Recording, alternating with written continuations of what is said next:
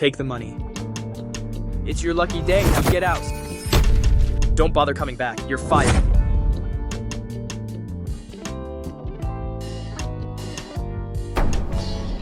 I didn't say a word. I just took the money and went to Pine Ridge where there wasn't a single flower to keep bees. A month or so later, my bees were alive and kicking, producing expensive wild osmanthus honey. Meanwhile, my childhood friend was staring at the ground covered with bees killed by wasps and the empty hives they'd all deserted. He knelt on the ground weeping bitterly. Peter is amazing.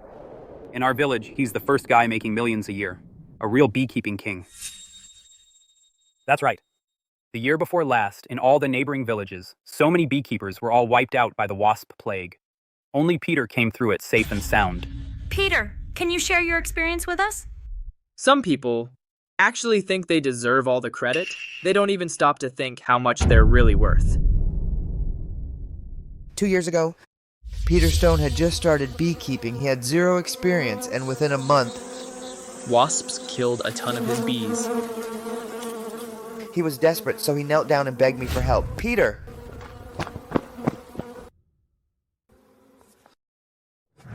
Wayne, I'm begging you, please save me. I'll never forget your great kindness as long as I live. Okay. I can help you, but I take 30% of the profits. No problem. Then, I didn't sleep for 3 straight days. I not only helped him wipe out all the nearby hornet nests, I also worked day and night to help him upgrade his beekeeping techniques. that's how he got his current yield.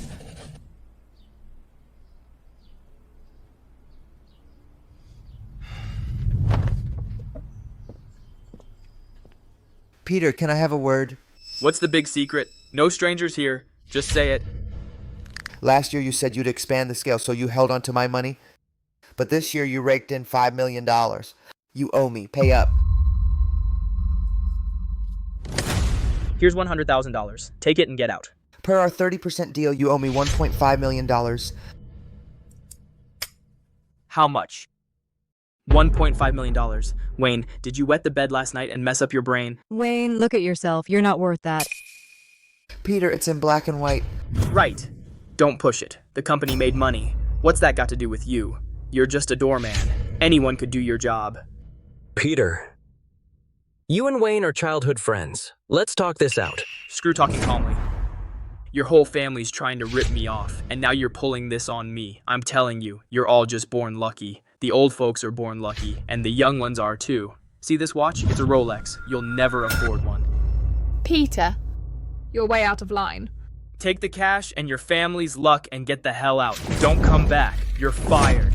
Peter, I hope when the wasps come back, that watch on your wrist can protect you. This man, Peter Stone, when he first begged you for help, was all sweet talk. Now he's got money and he turns his back on us. What a jerk. Wayne, let's quit working for him. Day and night it's hard, tiring, and humiliating. How about we go to the city together and find work? Right. Go someplace far so we don't have to take their crap. Mom, Dad, Lily, I can't just walk away. All these years I've been building up my beekeeping skills. I'm going to do it on my own and make something of myself. I want everyone to know I'm just as good as anyone. Wayne, I'm all for you going solo. You're sure to succeed. Son, we're behind you too. Whatever you need, just say the word. You don't have to be so nervous. I know what I'm doing. We have an old saying, smell the blossoms but never see the tree, which perfectly describes this wild osmanthus. This wild osmanthus nectar source is bigger and better than the one next to Peter Stone's apiary. Building my apiary here is sure to far surpass Peter Stone's setup.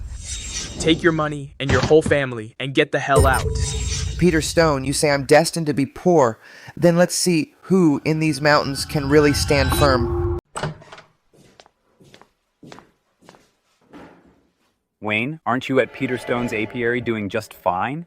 Why the sudden request to lease land? I don't work for him anymore. I'm going solo. Please lease me a plot on Pine Ridge. Going solo is fine, but you can't go to Pine Ridge. There aren't even any flowers there, so where would honey come from? If you go keep bees, won't you just go broke? Uncle, don't worry. I have my own ideas.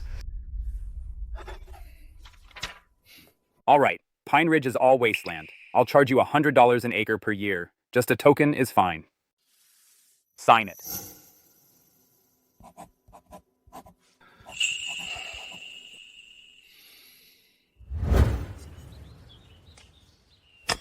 Isn't that Wayne? I heard Peter Stone fired him. Looks like he's going solo. Going solo on this godforsaken pine ridge? Look at this mountain. There isn't even a decent flower. If bees came, wouldn't they starve to death? He just sees Peter Stone getting rich. He's so jealous he's lost his mind. Within 3 months, he'll lose every penny. Yo, Wayne, you actually went through with it. Not bad, this setup. You'd almost think you were going to carve up the mountain.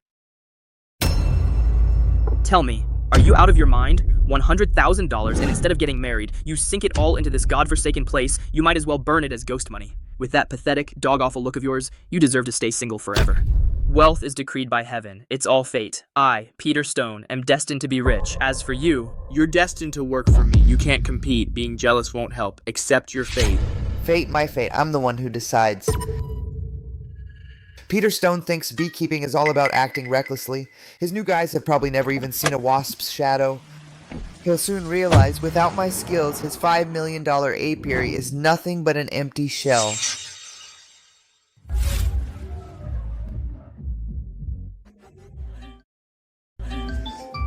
Hey, Wayne. Guess where I am? I'm living the good life. What about you? Still up on Pine Ridge feeding the mosquitoes? Handsome, Peter said you're good looking. We're recruiting male models right now. You can make a few thousand in tips a night. Want to give it a shot? Better than starving to death in the mountains.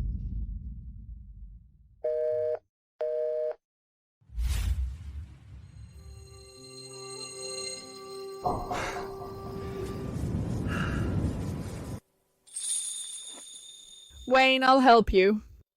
What are you doing here? The mountains are dangerous at night. It's not dangerous. We're here too. Mom and Dad, why are you here too? Eat something first. Leave the rest to us. Mom, let me take it. Get some rest.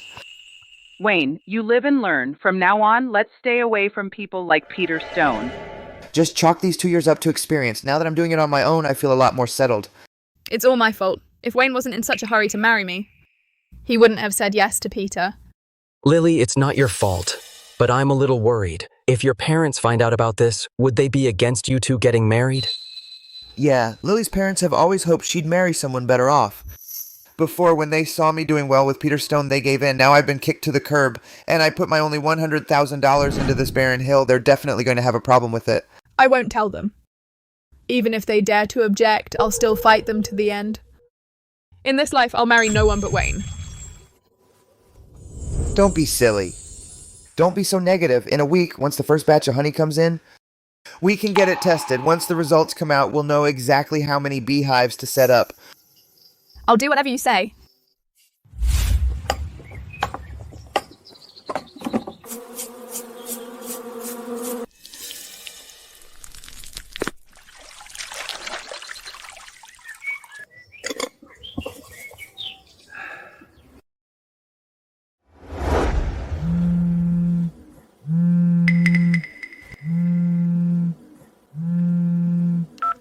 Hello? Hello? Is this Mr. Wright? This is the City Food Quality Testing Center. A week ago, you sent us a honey sample. The test results are back. What's the result? Congratulations, Mr. Wright. We conducted a comprehensive test on your honey. It fully meets the strictest Demeter organic certification standards. Demeter's highest certification. Yes, this means your honey now has a pass to the high-end European market. The price will be at least 3 to 5 times higher than domestic organic honey. This is the purest honey our center has tested in all these years. Lily, we made it. Thank heavens. Great, great.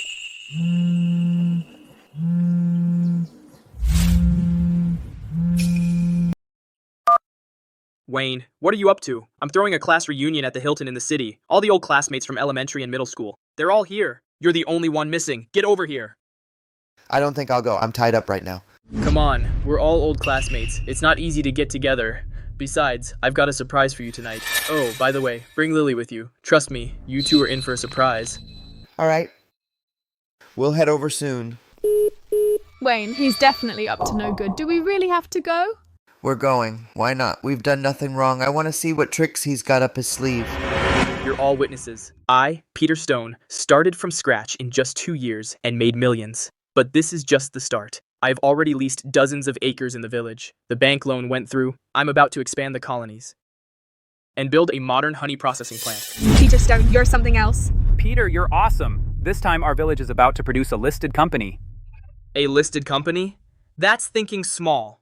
My goal is to lead our village's honey industry into the Fortune 500. Beat that so-called New Zealand manuka.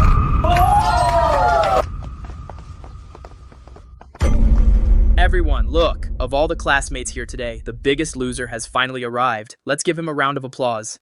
Peter, that's not right. Wasn't Wayne working for you before? How come he's the one doing the worst? Yeah, I remember Wayne used to work really hard, and he was quick too. What you don't know is, I'm sentimental about old friendships. I took him along to make money. Over the past 2 years, I gave him $100,000 as a trouble fee to get married. But him? He got jealous that I was making money. He insisted on going to Pine Ridge to keep bees himself. He didn't know, Jack. The $100,000 went down the drain. You tell me. This kind of stubborn fool, isn't he the worst off? $100,000 thrown away just like that. What a spendthrift. Exactly. Don't bite off more than you can chew. He should have stuck with Peter. He could have had the good life, but he had to play big. Peter Stone, you're talking nonsense, Wayne.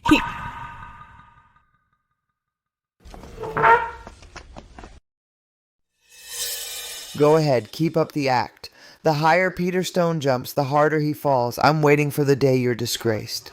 Everyone, quiet down. I've also invited 2 special guests today. There are some things the 2 of them should know. Now they're here.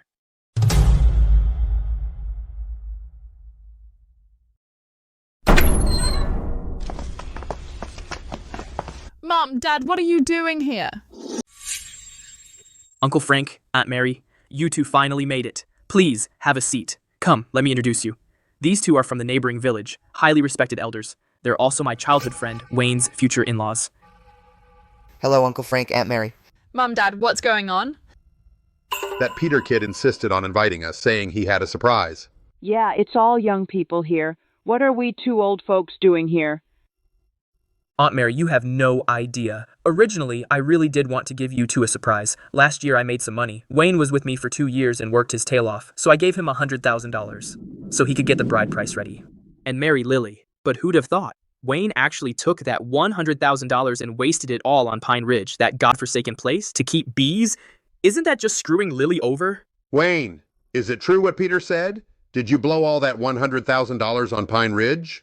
Wayne, didn't you say you were working with Peter and doing just fine? So why did you go off to Pine Ridge? What good honey could that place even make? Uncle Frank, Aunt Mary, actually, everyone in the village knows Wayne's a total fool. I tried to give him good advice, but he wouldn't listen. Exactly, it's all over the village. He thinks he's independent now, going off to Pine Ridge to keep bees. Isn't that just asking for trouble? Wayne's just jealous. He sees Peter's made money and wants to get rich too, but he just blew it all. He's the kind of guy who's all talk and no action, always aiming too high. How could he ever make Lily happy? Uncle Frank, Aunt Mary, please, whatever you do, don't marry your daughter to him. Isn't it obvious you'd be pushing her into a fire pit? Peter, you're slandering him!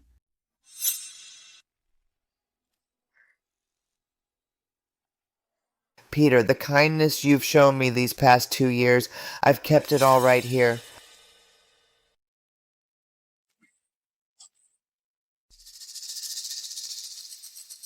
From today on, the bond between us is like this cup. I, Wayne, for the rest of my life, will never have a brother as heartless and ungrateful as you. Wayne? Wait up.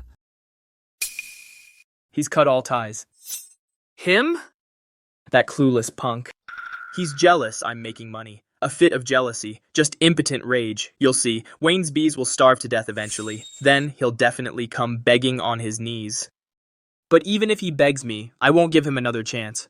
Work for me? Not a chance. Peter's right. With that temper of his, he's bound to lose big. Without Peter guiding him, he's nothing. And he dares to break it off? What has he ever done for Peter? Peter, you've really scaled things up this time. You even took out loans. You sure that's okay? I've heard the wasp plague's been really bad these past 2 years. It's really hurt beekeeping. It might be a catastrophic disaster. Yeah, Wayne used to take care of it. Now he's gone. Nothing's gonna go wrong, right? Wasp plague? That's a load of bull. What does beekeeping depend on? It's heaven. I'm the chosen one. Heaven's favored son. I'm destined to get rich. Wasps, they're nothing. You just wait and see me build this business to the top and break into the Fortune 500. Frank, Aunt Mary, I'm sorry. Sorry you had to go through that with me today. Peter was just spouting nonsense. Actually, Wayne, you don't have to say anything. What kind of man you are, your aunt and I know well. That Peter kid has been a bad seed since he was little. He's full of hot air. His little schemes can't fool these old eyes. That's right, Wayne. We watched you grow up. You're hardworking and down to earth, but you're too headstrong, so you tend to get the short end. We were always standing in the way of your marriage. It wasn't because you were poor. We wanted to see you truly stand on your own. Now, seeing the fire when you smashed that cup, I knew my girl had good taste. Uncle, Aunt, thank you. Thank you for still believing in me. No need to thank us. We'll be family soon enough. But Wayne, this beekeeping business, I know a thing or two about it. If you want to make it big, $100,000 might not be enough. This card has the $50,000 we've saved. It was meant to be Lily's dowry. This, I'm handing it to you now. If the Pine Ridge project needs money, just go ahead and use it. As long as you and Lily pull together, life will surely flourish. You can always make more money. But if you lose your backbone, that's when you're truly finished. Uncle, Aunt, you two keep this money for your retirement. I've already taken care of the money. You really don't need to worry about me. Actually, Peter Stone is only half right. I did put that $100,000 into Pine Ridge, but it wasn't money down the drain. That was a down payment. I surveyed it carefully. Up in Pine Ridge, those thousands of acres of wild osmanthus grove are a top-tier natural nectar source. Compared to the land Peter Stone leased, the quality is more than a notch higher. $100,000 is indeed just a drop in the bucket. So, last month I already used our old family house as collateral and applied for a business loan from the bank. This money is enough for me to buy fully automated centrifugal equipment and hire a few skilled workers. Roll out the entire production line at Pine Ridge. You mortgaged your house? Wayne, this kid is way too bold. What if... Are you moving too fast? Pine Ridge is out in the middle of nowhere. The risk is too high. If anything goes wrong, you won't even have a place to live. Uncle, I know what I'm doing. My goal isn't just selling honey. I'm gonna build on that 5 acres of wasteland. The county's first ecological wild osmanthus honey demonstration base. By then, whether it's yield or purity, I can leave Peter Stone in his little workshop in the dust. Dad. Mom. I trust Wayne. All right. Having guts is a good thing. But Wayne, I still have to remind you. In this business, the worst fear is natural disasters, especially hornets and wasps. Once they swarm, a whole swarm can destroy dozens of your hives in a day. There's no way to fully guard against them. They're a beekeeper's Achilles heel. Uncle, what you said, I've got it all in mind. These past 2 years, day and night, I've been grinding away at the apiary. I've gained a wealth of experience. I know how to minimize risks as much as possible. No matter how fierce the wasps are, I have ways to deal with them. I definitely won't fail. That's my boy. You've got that grit. You're a real man. All right. Then I'll wait to see your wild osmanthus honey hit the market. Work hard. For Lily's lifelong happiness, I'm staking it all on you. Due to last year's mild winter, the wasp population in our city this year is several times higher than usual. Especially in rural areas, multiple people have been stung and needed medical treatment. Please, before going out, be sure to take protective measures. Peter Stone, you only see the immediate gains, but you don't see the potential crisis. You think you can rely on nature, but little do you know, this mountain forest has already, because of your reckless expansion, attracted a large number of wasps. I bet you definitely haven't taken precautions. Then just wait for the catastrophic disaster to come.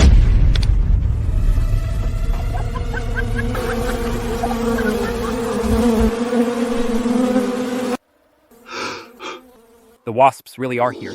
Ah, Wayne's really digging his heels in on this. There's no nectar source on Pine Ridge. I think he's out of his mind. No kidding. This is gonna blow up in his face. If he goes broke, his whole family will go down with him. Wayne, why are you putting yourself through this? Peter's expanding his colonies. It's because he's near the flower fields. He's got abundant nectar sources. He's got the funds. Your side is the middle of nowhere. There's not a flower in sight. Why are you jumping on his bandwagon? You're just throwing your money away. Wayne, listen to us. It's not too late to turn back. While these beehives are still new, just sell them to Peter on the cheap. That's better than losing everything later. Yeah, at least you'd get some money back. Otherwise, you'll have nowhere left to cry. Thanks, Uncle, and everyone for caring. But don't worry, I know exactly what I'm doing. Well, look at you, Wayne. With all this setup, anyone would think you're starting a beekeeping UN. What, trying to take my spot as queen bee? Do you know the saying about heading the wrong way? That's you, you sweet little fool. You think the more hives you put out, the more you'll make. This idea, for me, Peter Stone, is right. I'm betting my entire fortune on expanding. Because I've got plenty of nectar, but you've got squat, and you still want to make money? That's just a pipe dream. I can see it coming. You're gonna lose so much you won't even have your underwear left. Peter already showed you the way out, but you just won't listen. Sooner or later, you'll go broke and throw yourself in the river. Don't bother worrying about me. Worry about yourselves instead. It's almost time for the wasp infestation season. You haven't forgotten the big disaster 2 years ago, have you? Still bringing up the wasps, huh? Are you never gonna let it go? So I burned a few lousy bees. It was nothing. Are you gonna hold that over me forever? Mr. Stone, we've got a problem. It's a disaster. The bees, they're all dead. All the beehives are done for. What did you say? Say that again. Hey, make yourself clear. What do you mean the bees are all dead? How is that possible? Mr. Stone, please come back now. It's a disaster. It's a sea of dead bees. So many bees are dead. What's wrong with Peter? Karma. It came faster than I expected. What are you waiting for? Get in.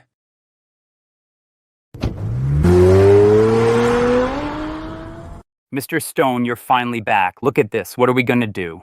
What to do? I'll handle it. Just this many dead bees. You called me saying they were all dead. Are you jinxing me? Mr. Stone, I was just worried. I've never seen this many die before. Worried? My ass. This isn't even a tenth of a box. I have a big operation. I can take the hit. From now on, for this kind of crap, if you make a fuss, I'll fire you on the spot. What are you all staring at? Get back to work. I told you I'm the chosen one. I'm really lucky. Mom and Dad over at Peter Stone's trouble has already started. It means this year's wasp plague is worse than ever. Starting tomorrow, I won't be staying home. That won't do. It's cold and damp up there. There are mosquitoes and bugs too. How can you stand it alone? Yeah, Wayne. Wasps rest at night. In the daytime, you just keep a close watch. No. Even though wasps are less active at night, they will attack at dawn and dusk. This is my most critical year. I can't afford any slip-ups. Then you must be really careful. Come here. I've made you your favorite scallion pancakes. I boiled some eggs too. Take them while they're hot. Wayne, you just focus on your apiary in the mountains. You don't have to worry about home. At noon and in the evening, your mom and I will take turns bringing you meals. Thank you, Mom and Dad. I'll definitely make this apiary a success. I won't let you down. Exactly. This is the taste. This is definitely premium wild osmanthus honey. With such a great nectar source, plus the experience I've gained over the past 2 years, this apiary is my ticket to a comeback. Before long, I'll have Mom and Dad, and Lily's folks too, living the good life.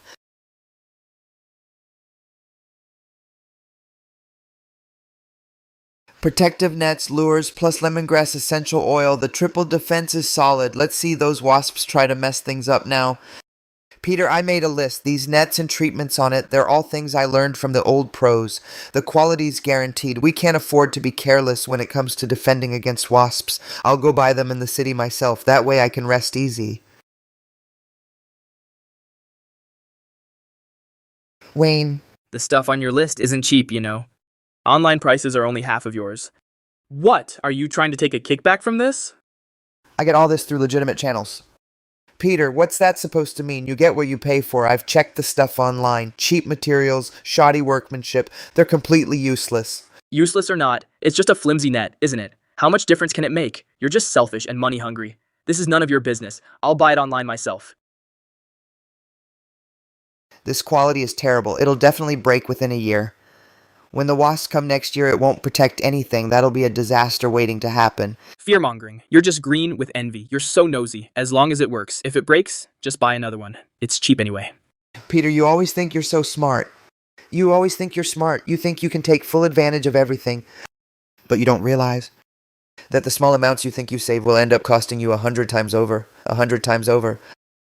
Do the math. The batch you bought last year, those cheap protective nets, they're about to hit their limit. Your apiary is probably going to have a problem real soon.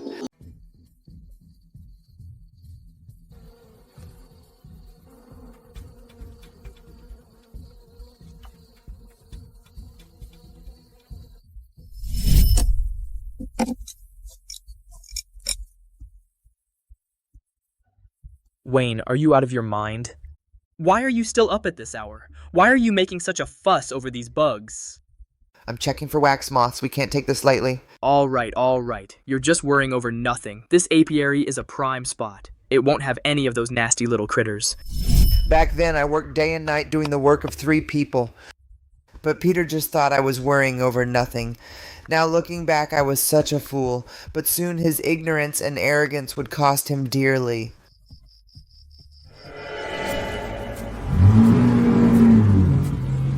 There's a saying, the lucky ones don't have to rush. The unlucky ones run themselves ragged. Does he think all his effort will make a difference? What a joke. If it's not in the cards, all that struggling is pointless. Quit spinning your wheels. For the sake of our childhood friendship, I'll show you a better way. Sell me these junk beehives. I'll give you 30 cents on the dollar. How's that? Pretty sweet, huh? At least I won't let you lose your shirt, right? Hey, what is it? Can't you see I'm busy? Mr. Stone, something terrible happened. A hive of bees has completely escaped. What did you say? The bees are gone. You reap what you sow. Hard work pays off. Beekeeping isn't about luck. It's about careful attention day after day. All you do is fool around. You won't last long. Lose 1 hive today. Tomorrow you might lose 10 until they're all gone. That's nonsense. That's just sour grapes. I have thousands of beehives. So what if 1 hive flies off? It doesn't matter to me at all. You get that? A handsome guy like you will just be feeding the mosquitoes in the mountains forever.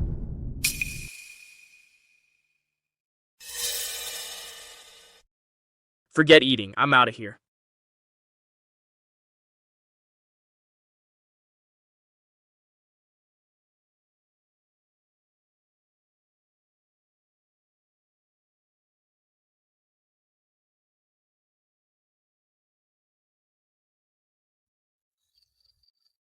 It's getting dark. The mountain road isn't easy to walk. Just call me and I'll come get it.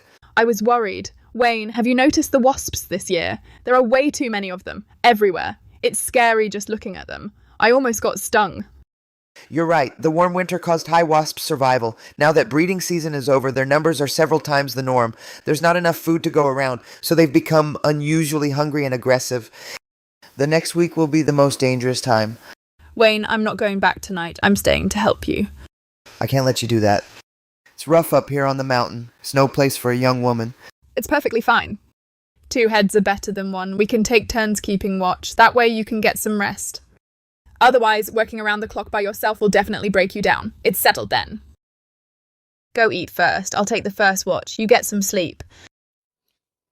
Lily, don't worry. Since I've got the guts to keep bees here, why wouldn't I think about protecting the bees? I've had everything covered from the start.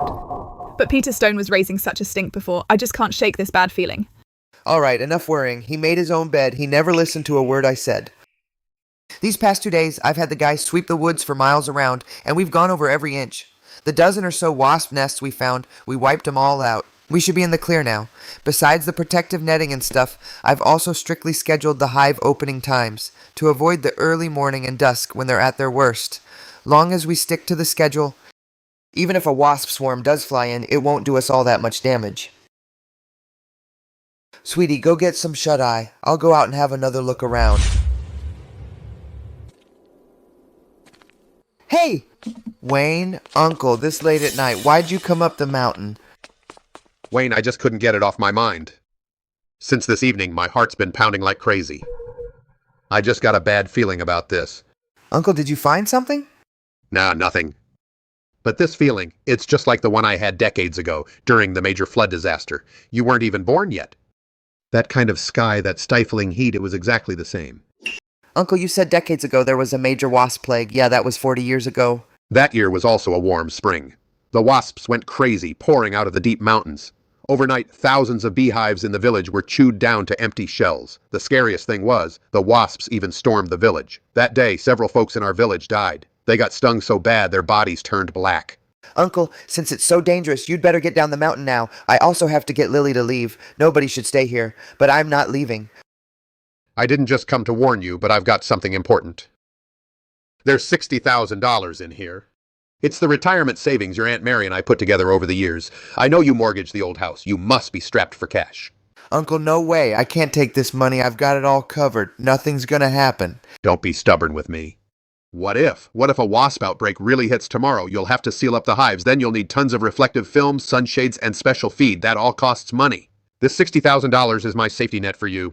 We can't let guys like Peter Stone laugh at your expense. Of course, if worst comes to worst, safety first. As long as we're alive, we'll bounce back. Here, take it. Don't worry, Uncle. I, Wayne, swear to God, I'll make sure Lily has a good life. I'll take good care of you two. It's already 6. The wasps are most active and have been for half an hour. Uncle, looks like we dodged it.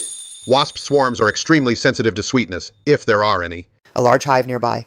We'd definitely be the first ones they'd hit. Still no sign of them, so clearing the hives earlier did the trick. That's good, that's good. Uncle, you and Lily stay here. If anything happens, get into the shack and seal the doors and windows tight. I want to go check on Peter. The wasp swarms didn't come here. Most of them probably went to their place. Be careful. Clouds? No, that's a wasp swarm. Sure enough, the wasps have swarmed. They're headed straight for Peter Stone's apiary. The size of the wasp swarms is about what I figured, and the apiary's defenses are just as I thought. They might as well not exist.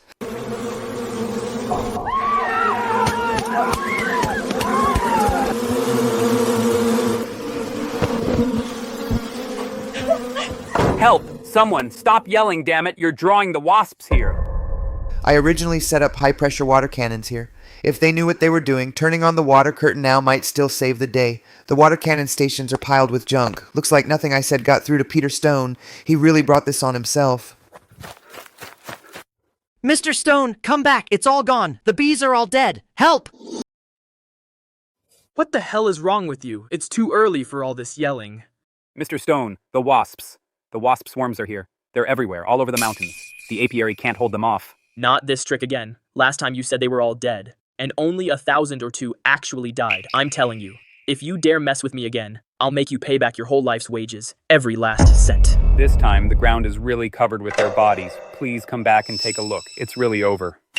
Stay put. I'm on my way.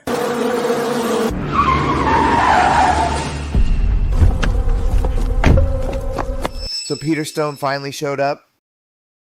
Too bad it's too late. My loan, my fortune, 500. It's all over. All over. No, my bees, my money.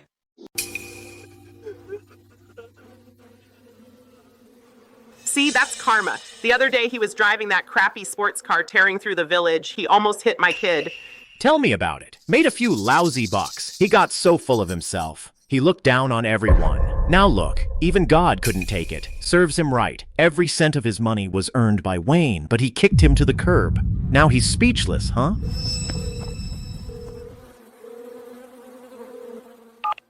Mark, help me, my apiary. My apiary was wiped out by wasps. Peter, don't panic. Slow down. Tell me what happened. It's a wasp plague. Wasps, as far as you can see. All my bees are dead. Mark, you're the expert on this. You must have a solution, right? Please save me. A wasp plague this big only happens once in decades. If you're asking about saving them, they're beyond saving. But maybe I can help you clean up the mess and minimize the damage. You need to seal up all the hive entrances. I'll bring some people over this afternoon to check it out and see how much honey we can save. Save? They can't be saved? Wayne, are you happy now? Seeing me like this, does it make you feel good? I warned you long ago. This year's wasps are no joke. This is the consequence of your ungrateful and stubborn ways. Consequence? What right do you have to judge me? With a wasp plague this big, my place is done for. That dump of yours on Pine Ridge, how much better can it be? You also mortgaged your house, betting everything just like me. You're just the pot calling the kettle black. Who said I'm like you? My apiary is doing just fine. Nonsense. Who are you kidding? With a wasp swarm this big, even my place couldn't withstand it.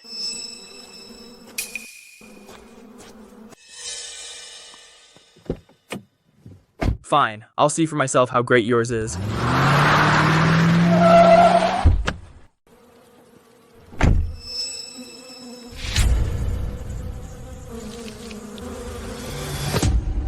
How is this possible? No way, it's absolutely impossible. Wayne, I was wrong. I really messed up. Please, think of how we grew up together. Save me. Only you can save me. Let go. I won't, Wayne. I know you can find a way. Last time, with those huge wasps, you handled it. You can do it this time, too. Last time, the wasp problem was minor. There was still time to fix it. This time, it's a disaster-level hornet nest. Not even a miracle can save your hives. Wayne, I know I wronged you. That $1.5 million, I'll transfer it to you right now. No, I'll give you $2 million. As long as you help me, I'll pay whatever it takes. Peter Stone. Don't you get it yet? This isn't about money.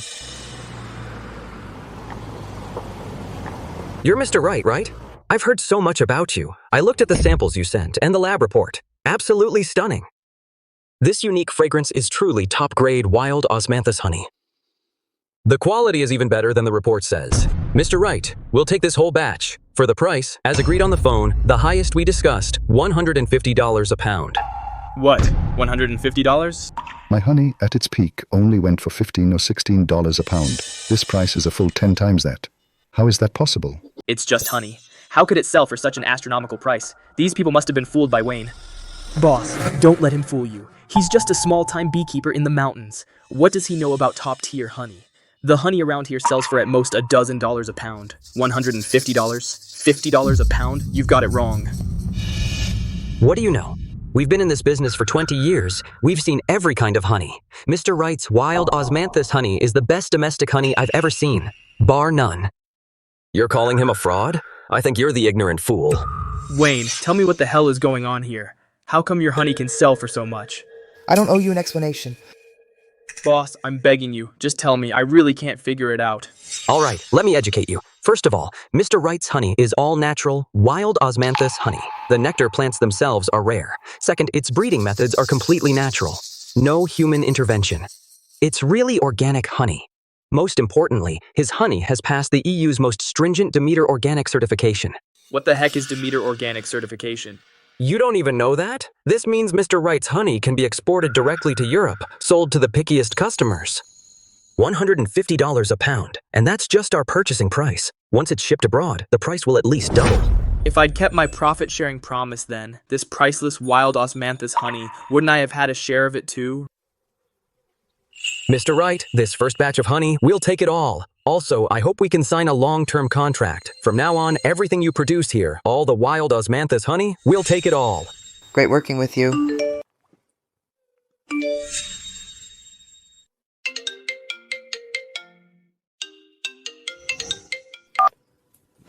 Hey, Mr. Zhang. I'm calling to ask you about that batch of honey we ordered. How's it coming along? The day after tomorrow is the delivery deadline. Mr. Zhang? My apiary's in trouble. All the bees are dead. Something happened. Peter Stone, don't you dare joke with me. We signed a contract. If you dare to break it, you know the consequences. Mr. Zhang, I swear I'm not lying. It's a natural disaster. It's a wasp invasion. I don't care if it's a natural or man-made disaster. The contract says in black and white, plain and simple. If you can't deliver on time, you'll owe triple liquidated damages. You figure it out yourself.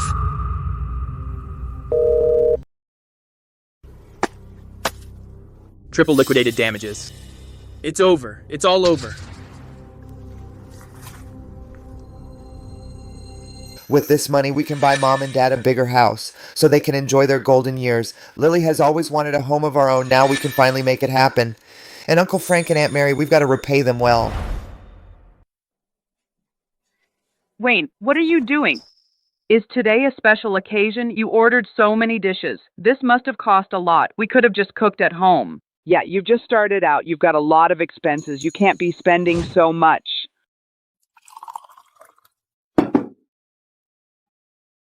Dad, Mom, Uncle, Aunt, don't worry, just eat. Today's a good day, worth celebrating. Wayne, is it about the apiary? Any good news? See for yourselves. Ones, tens, hundreds, thousands, tens of thousands. This is $2 million. Oh my goodness. Wayne, is this real? Yeah, today we sold the first batch of honey. This is the deposit. Our good days are coming. Hey, Mr. Smith, aren't you the one who claims to be the best beekeeper in the county? Come on, help me figure something out. My thousands of beehives are gone just like that. Peter, I heard about your situation. This is a natural disaster. It's beyond saving. Like I said, if you can save some honey, that's a silver lining. Hello, Mr. Jones. Those bees from my hives, the ones that flew away, is there any chance of getting them back? I'll pay more. I'll pay top dollar. Get them back? Are you out of your mind, Peter? Once bees leave the hive, you think you can get them back? Dream on. It's all over. The liquidated damages are triple. I'll lose everything I earned and then some. Son, why don't you buy some honey from someone and use it for the delivery? Right. Hello, Joe? This is Peter. Can you spare me some honey? We can talk about the price. What? Sold out? Bullshit. Just last week I heard you say your warehouse was full. Peter, why don't we go ask Wayne for help? Doesn't he keep bees too? Let's swallow our pride, pay a bit more, and buy his honey to tide us over. Wayne's honey is now going through the most high-end export channels, $150 a pound, and that's the pre-sale price people are scrambling for. We can't afford that at all. Chloe, where are you going? I'm leaving, of course. Leave? Where to? I'm already stressed as it is. Don't make it worse. Peter Stone, are you still not getting it? Your apiary is gone. The bees are all dead. You're bankrupt. Why would I stay with you? To starve? What did you say? When I had money, you were always Peter this, Peter that, day after day. I bought you bags and a car, and now you just leave? You ungrateful woman? Ungrateful? Peter Stone, that word from your mouth, doesn't it make you sick? How did Wayne help you back then? And how did you treat him? When you kicked him to the curb, why didn't ungrateful cross your mind then? You're just good for nothing. You got rich thanks to Wayne, and now you've forgotten who you are. Now karma's caught up with you. Serves you right. You think I was into you back then? I was just after your money. Now you're broke. In my eyes, you're worse than a villain. Chloe, stop right there. You dare leave?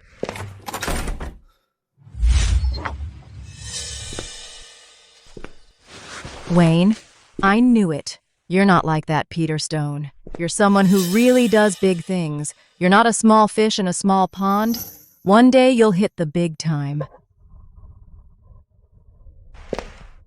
Wayne, Peter Stone is finished. From now on, the honey market in the neighboring villages will be all yours. If you just say yes, Get out.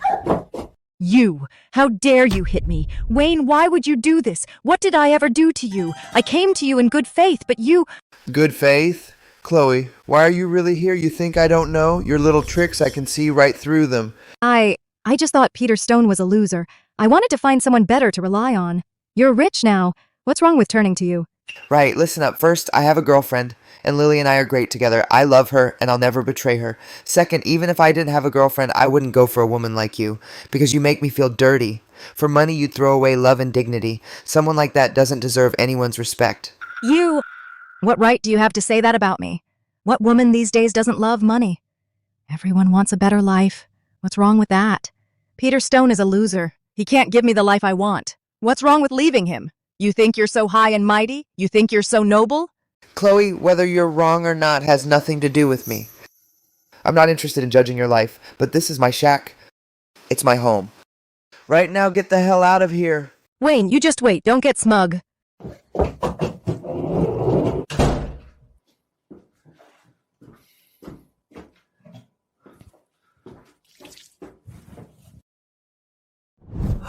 Finally, we managed to bring in honey from elsewhere. We delivered just in time.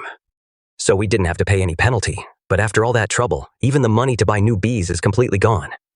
Peter, how much money do you have on you? How about we sell that sports car? We can scrape together some money, buy another batch of bees, and start over.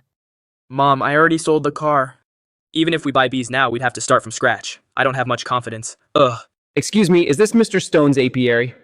I'm Peter Stone. What do you want? Mr. Stone, I'm Henry. I'm an entomologist. I specialize in bee behavior and migration patterns. I heard that your apiary was hit by a wasp plague. The bee losses were severe, but I think there's still a chance to recover.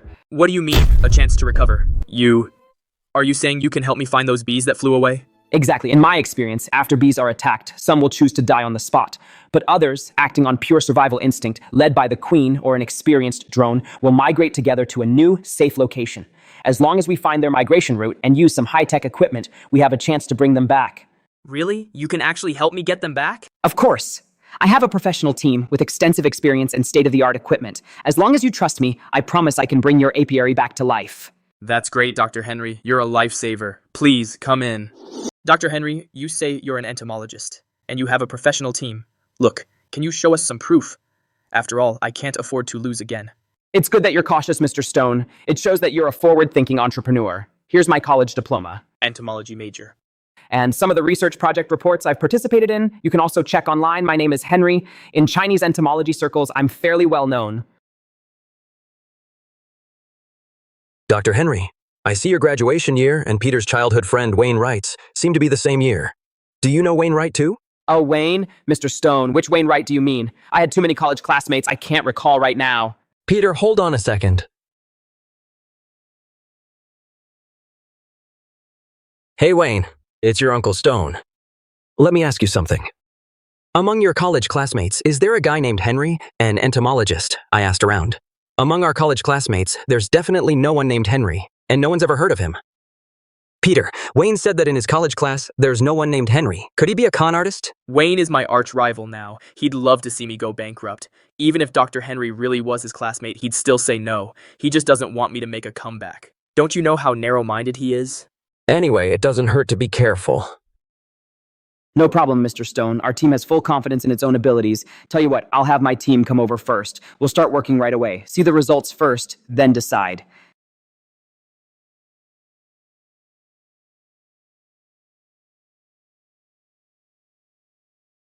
Mr. Henry, we found something. Abnormally strong energy fluctuations. Initial assessment. It's a large bee gathering spot. Where?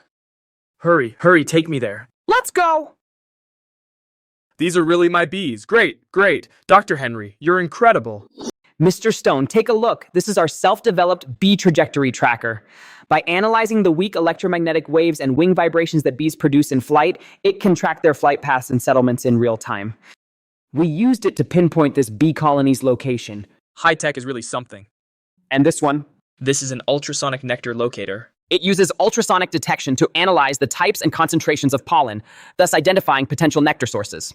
Our system shows the wild osmanthus nectar sources in this area are extremely rich, ideal for bee survival. Mr. Stone, our team's equipment is world-class. We have top-notch entomologists and experienced field workers. We can not only locate bees, but also assess colony health and provide professional migration and rejuvenation plans. You could say we are a one-stop bee rescue service provider. Dr. Henry, you guys are really professional, so how much would this search cost? Mr. Stone, for all your blood, sweat, and tears, we'll give you a friend discount. The full package includes bee locating, colony migration assistance, and technical support for the next 3 months. It only costs $100,000. Plus, considering the size of your apiary, if the number of bees recovered is less than 300 hives, we will refund in full. 300 hives of bees are worth far more than $100,000 at market price. This is definitely a lifesaver. Dr. Henry, I don't have much cash on hand now. Would you accept this watch as partial payment? I'll figure out the rest. Mr. Stone, this watch is nice. It's worth some money. Tell you what, we'll take this watch. Don't worry about the rest of the money. Just take your time. We trust you. Thank you. Thank you, Dr. Henry. I, Peter Stone, am not a man who breaks his word.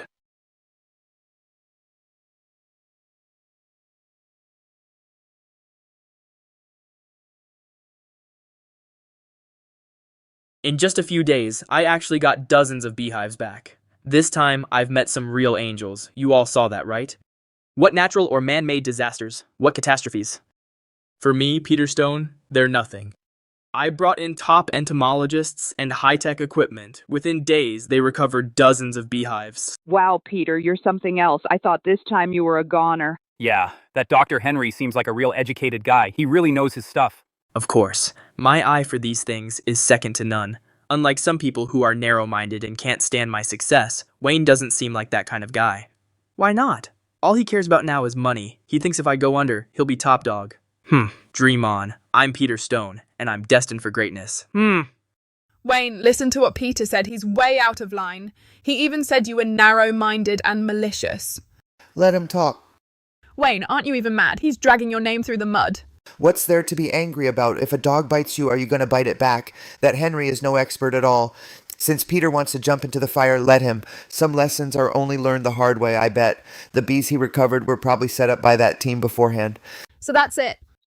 Mr. Stone, I found something new. I need to tell you right away. It's about your apiary, the truth behind the huge losses this time. The truth? Dr. Henry, what do you mean by that? Could this wasp plague be hiding something?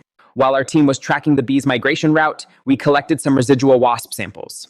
After our precise analysis with high-tech equipment, we found the attack behavior of these wasps extremely unusual. Normal wasp migration is random, but the wasps that attacked your apiary carried some kind of artificially formulated attractant ingredient.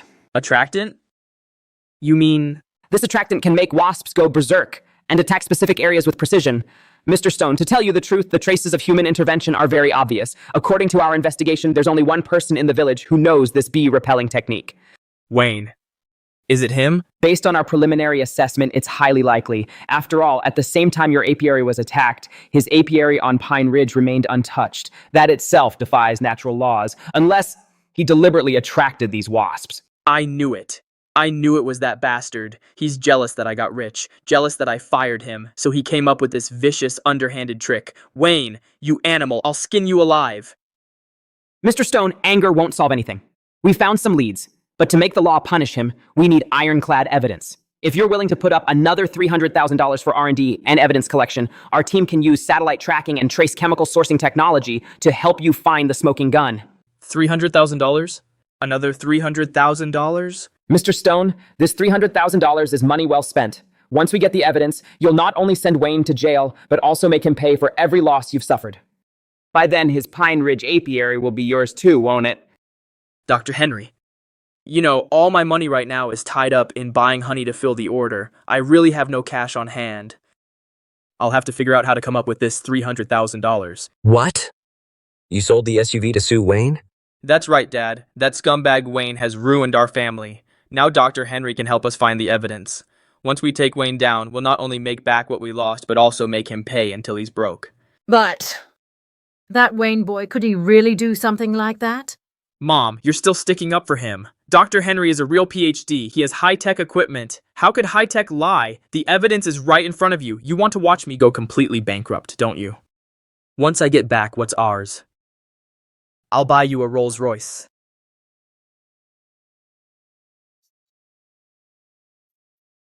Dr. Henry, here's the money. You've got to help me find the evidence. I'm going to make sure that son of a bitch Wayne never sees the light of day again. Mr. Stone, look.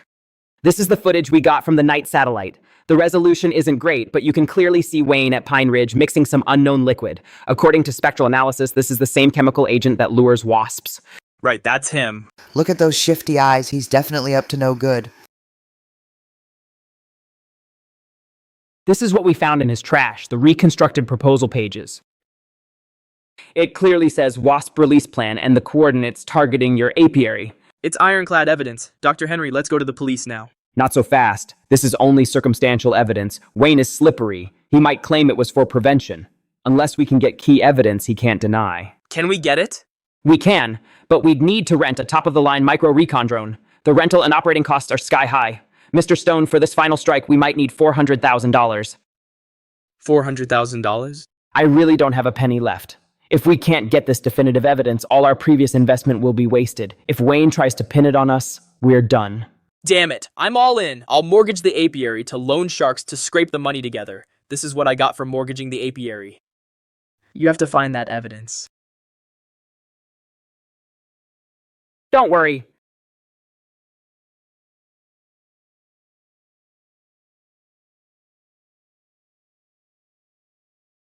Got it. Finally got it. Wayne, this time you're dead! Let's go, Dr. Henry. Come with me to the police station. I'm going to make him rot in jail.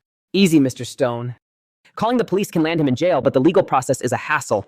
The settlement money you'd get might take 3 to 5 years to arrive. And what if he hires a good lawyer and finds a loophole? So what are you suggesting? I suggest you go talk to Wayne in private first. Take the evidence and go see him. Threaten him into handing over Pine Ridge Apiary's ownership to you, and pay you a hefty compensation. If he doesn't accept, then you call the police. Right. If he can give me that wild as Manthus Grove on Pine Ridge, plus his a few $1 million in savings, I'll not only break even, but make a fortune. Dr. Henry, you're my mastermind. You're too kind.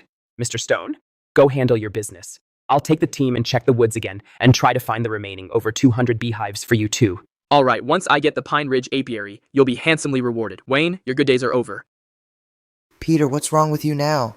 Peter, you're not welcome here. Please leave. Leave? Pretty soon, you'll be the ones out of here. Wayne, I never thought you'd be so heartless. To steal my business, you actually dared to artificially induce wasp nests to attack my apiary. Artificially inducing wasps? Peter, have you been watching sci-fi too much? Or did those experts you hired brainwash you? Stubborn to the bitter end. You think no one knows what you did? High tech doesn't forget. Look who this is. Is this you? Releasing wasps here. And these pieces of evidence. Proposal, chemical formula. Peter, look at what's in this video. The protective suits. Those are the ones you bought last year, the defective leftovers. Mine are all premium protective suits. You wrote Project H as H2O. That's water, not poison. Quit your excuses. That's you. Wayne, let me tell you something. If you want to settle privately, then pay out $5 million and transfer this apiary to me. Otherwise, you'll be waiting to rot in jail. Peter, I thought you were just stupid. I never thought you were dumb enough to be beyond saving. If you call the police now, you might still catch those con artists. But if you keep threatening me like this, what, you gonna hit me? The evidence is right here in my hands. You're dead. You're dead meat. Wayne, don't give me that calm act. You think pointing out 2 misspelled chemical terms will get you off the hook? Let me tell you, I've got key evidence from Dr. Henry's team tracked by satellite. I'd recognize you even if you were ashes, not a cent less than $5 million. Otherwise, this video goes straight to the police station. You'll rot in there for the rest of your life. Peter, do you think that as long as there's someone in the video who looks like me? What do you mean? The law will believe you? Look carefully. At the edges of this video, the light refraction is completely unnatural. This is a deepfake video combined with post-production editing. This kind of technology is all over the internet now. All it takes is a few photos of me and a model with a similar build to get this effect. Henry and his crew are not experts at all. They're a bunch of con artists who specialize in scams.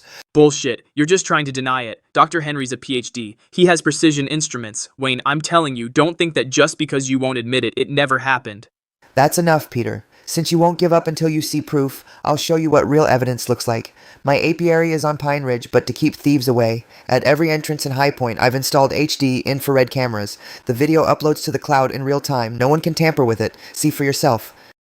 The timestamp on the video is 3 a.m. on the 14th of this month. At that time, I was patrolling the mountain.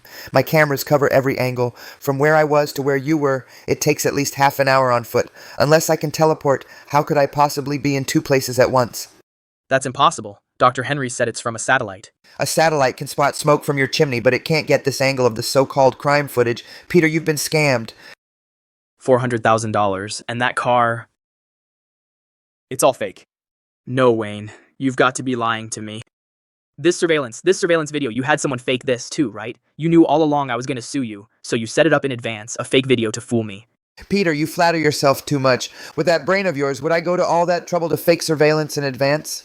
These surveillance videos are stored on the cloud servers of a major third-party platform. If you don't believe me, feel free to call in technical experts or ask the police to investigate. The truth will come out once they check. Instead of throwing a tantrum here, you'd better hurry and call your Dr. Henry. No, that can't be. The number you dialed is switched off. They're all off. It's no use. Once professional con artists get paid, the first thing they do is vanish into thin air. Dr. Henry! Dr. Henry! Peter, Dr. Henry said he was going to the hills to get samples. He already took off in his car. But what I don't get is, they even took the tent with them. I've been such a fool. Wayne was right. I'm just a hopeless idiot.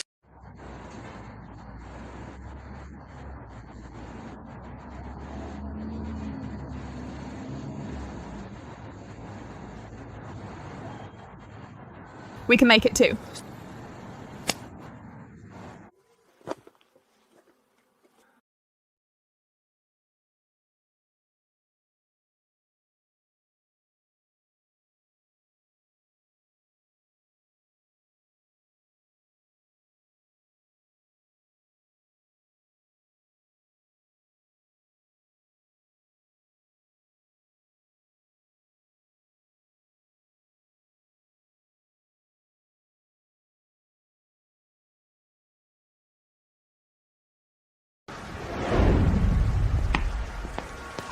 Wayne, if I'd known we were coming to town, I would have changed clothes. I've been meaning to buy you a house, but the moment the money hit my hands, I just couldn't help myself.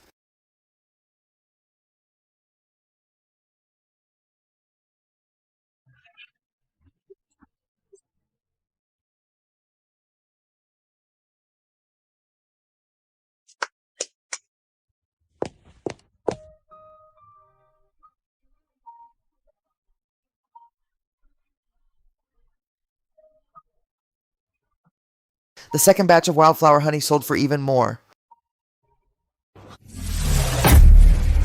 I want to see that one, the 3-story one with its own garden and garage. Oh, sir, you've got a good eye. Our detached villas at Eugene River are the best in the town. Prices start at over $3 million. That 3-story unit you're pointing at is the crown jewel, and it's over $4 million. Are you sure you saw that right?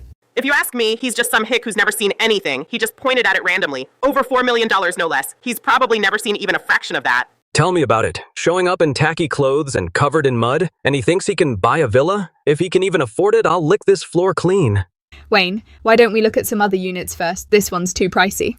Sorry, I just cut you off. Miss Lynn, could you please walk me through this villa in detail? I want every detail.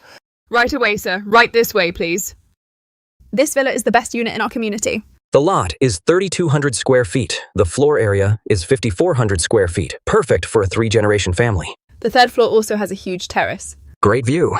The private garden is 2,100 square feet. You could turn it into a private garden or a veggie patch. Nice garden. We can plant flowers and keep bees. The 3rd floor terrace is great too. We can dry the honey up there. We'll take it.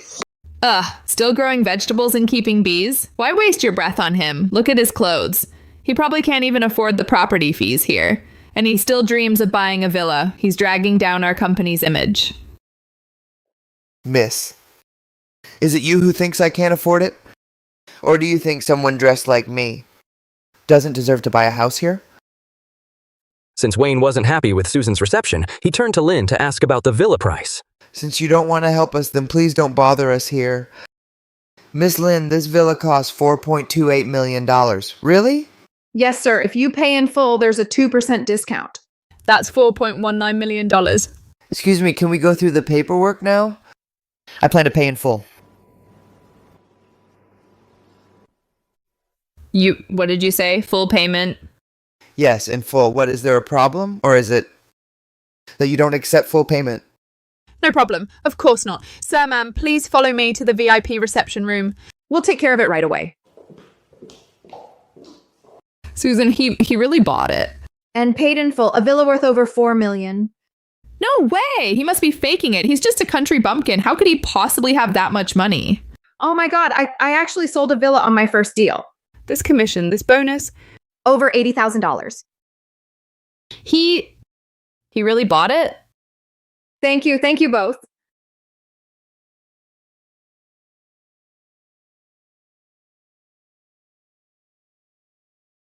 Wayne, is this really our home? Am I dreaming? Of course it's real. From now on, this is our home. Decorate it however you like, live however you like. It's all up to you.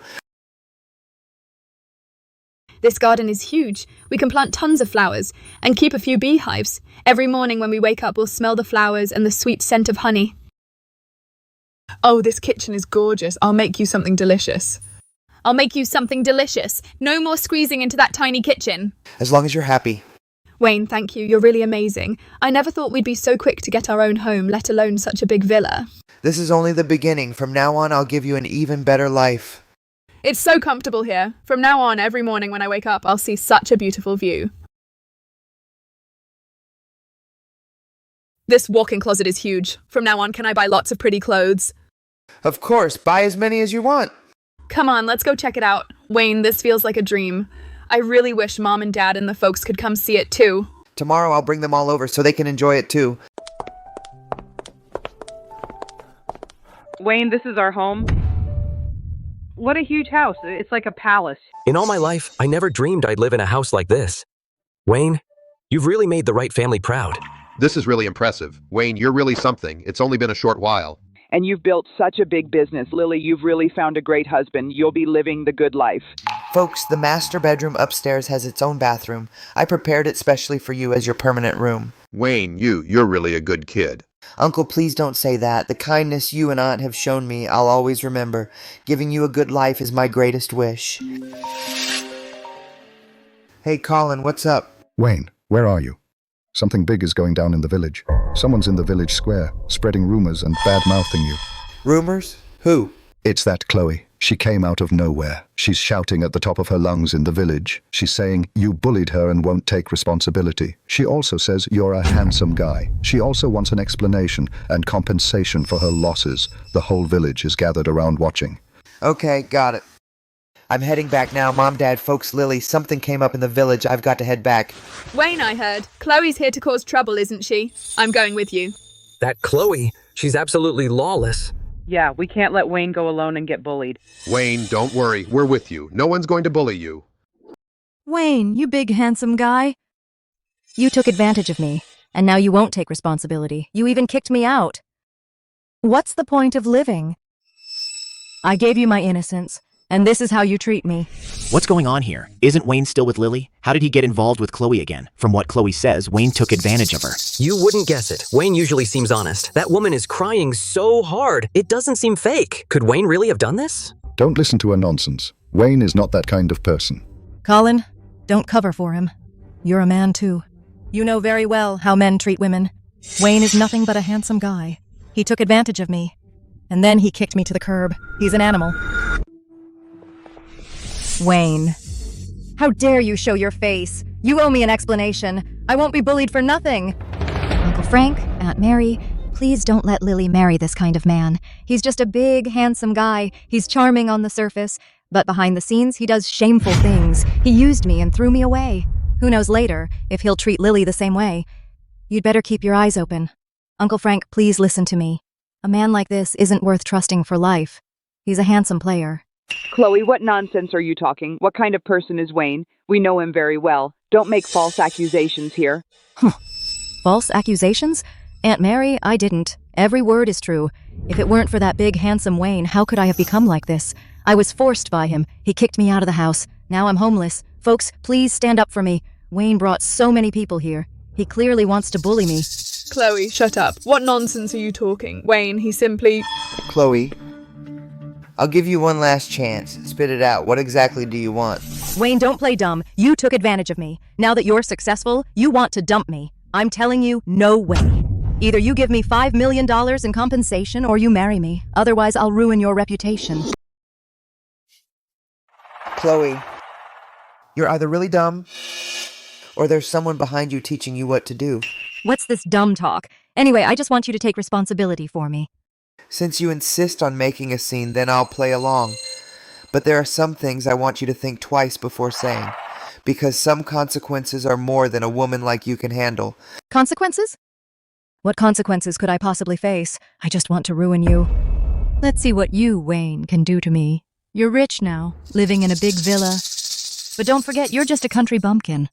I, Chloe, am not to be messed with. If you don't give me an explanation, I promise you'll regret it for the rest of your life.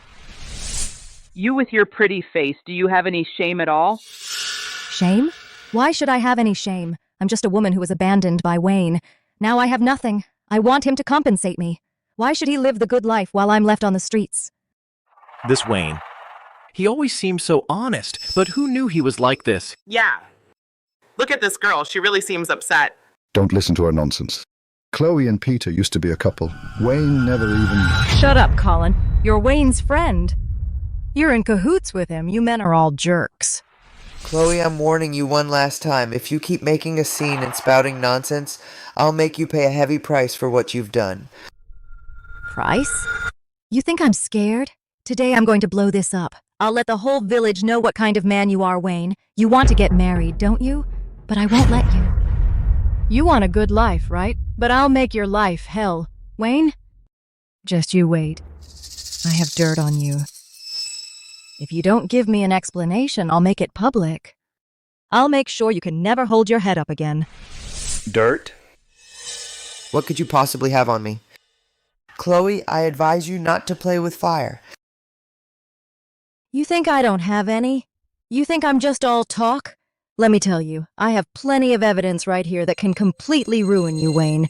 It's up to you whether you want to keep your reputation or hold on to your so-called wealth and family. Folks, quiet down. Let me say one thing. I, Frank, have lived in this village most of my life. I still have a good eye for people. As for his character, I, Frank, stake my reputation on it. He'd never do something so utterly heartless. That's right. Wayne and our Lily have been childhood sweethearts. They've always been very close. Chloe, you used to run with Peter Stone. The whole village knows it. Now Peter Stone's gone bankrupt. You come here to blackmail Wayne. Do you think we're senile?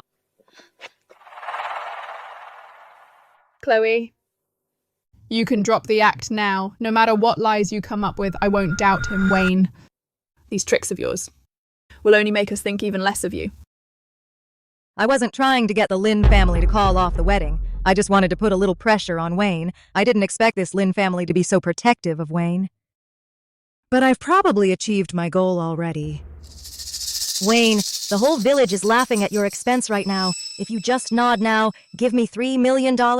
No, $2 million will do. I'll publicly announce that I misremembered, that I was crazy and falsely accused you. So you can smoothly marry Lily and bring her into that big villa. Otherwise, I really do have evidence. Once I show it, it won't just be a ruined reputation. Will Lily even still marry you then? How will Frank ever show his face again? Think it over yourself.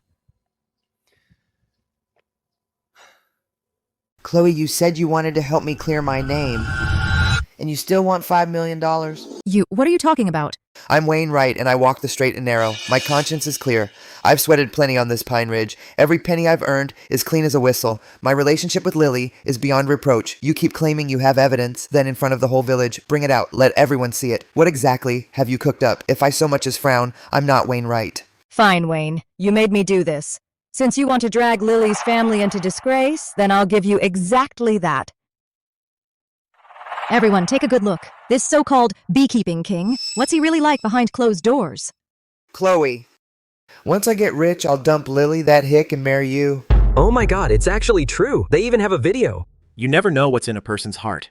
This Wayne seems pretty honest, but he's leading a wild double life. That shack is where he lives on Pine Ridge, right? Now the proof is ironclad. Let's see him deny it. Ha ha ha. Wayne, what do you have to say now? The video's right here. You wanted evidence, didn't you? I'll give you an eyeful. People like you should... Chloe, for money you actually dared to stoop so low. Since you're asking for it, then don't blame me if I make sure you never recover.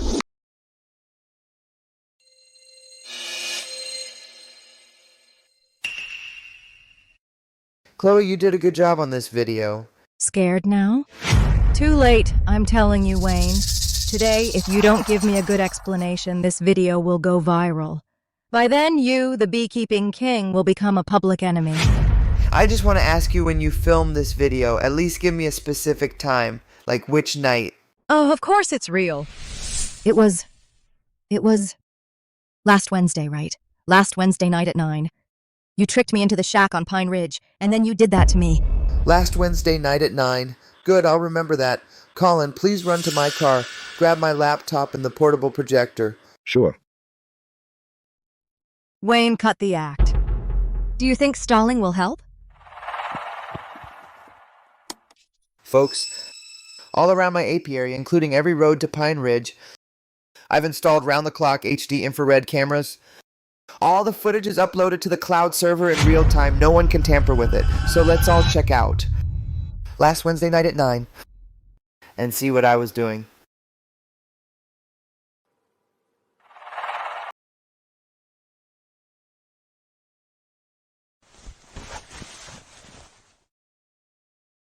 Oh my god, so it's true.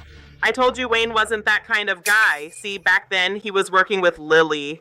To think a pretty girl like you would use a fake video like this to slander a good man. You're so wicked. No, that's not true. He made it all up. He's got money. He'll do anything. He's lying to all of you.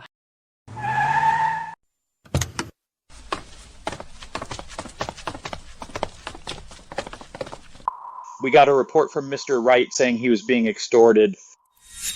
Chloe.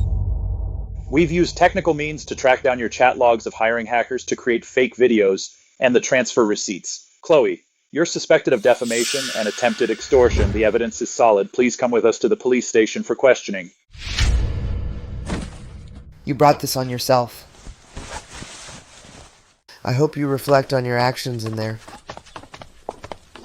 The city police recently cracked a case involving the use of AI to create fake videos for extortion. The suspect, Chloe, has been taken into custody. Miss. You're a useless, troublemaking miss. Peter, it's already come to this. Just stop thinking about it. Let's start over. Start over? With what? The house is gone. The car is gone. And the apiary's mortgaged to loan sharks. And now my name's Mud. Did you hear? Wayne made a fortune again. His wild osmanthus honey is now booked solid through next year. You bet. He's a big boss now. He bought a multi-million-dollar villa. He really makes our village proud. If you ask me, Wayne's a good kid at heart. Unlike some people, they make a little money and forget who they are. Now look where they ended up. Serves them right. But then again, that section of Pine Ridge where Wayne keeps bees is technically our village's collective property, right? Mom and Dad, I'm heading out. Peter, what are you going to do? Don't do anything stupid. Don't worry, Mom. This time, I'm going to get justice for the whole village. Well, if it isn't Peter. What brings you here? Come to hang out with us poor folks? You guys must be kidding. I'm here today to tell you all something big. Something that affects every one of our wallets. Guys, have you ever wondered how come Wayne's getting so rich? Just because of those lousy beehives of his? No way. He's relying on our village's wild osmanthus grove on Pine Ridge. That mountain and those trees are all our village's collective property, handed down from our ancestors. Why should that Wayne get to hog it all and rake in a fortune? He lives in a villa and drives a luxury car while we're stuck here starving. Is that fair? Peter? You kind of have a point there. It's more than just a point.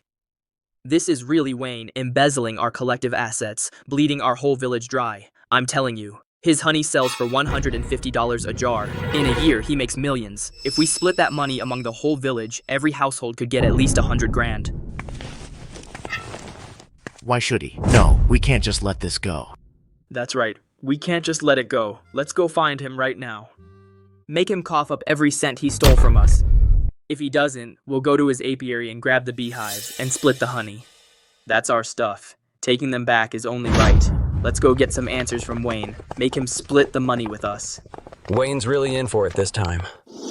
Folks, when Wayne gets here, don't be scared, everyone. The law's on our side. If he won't share the money, we'll storm right in. His apiary's ours. Yeah, split the money. He's gotta split it, or we'll smash all his beehives.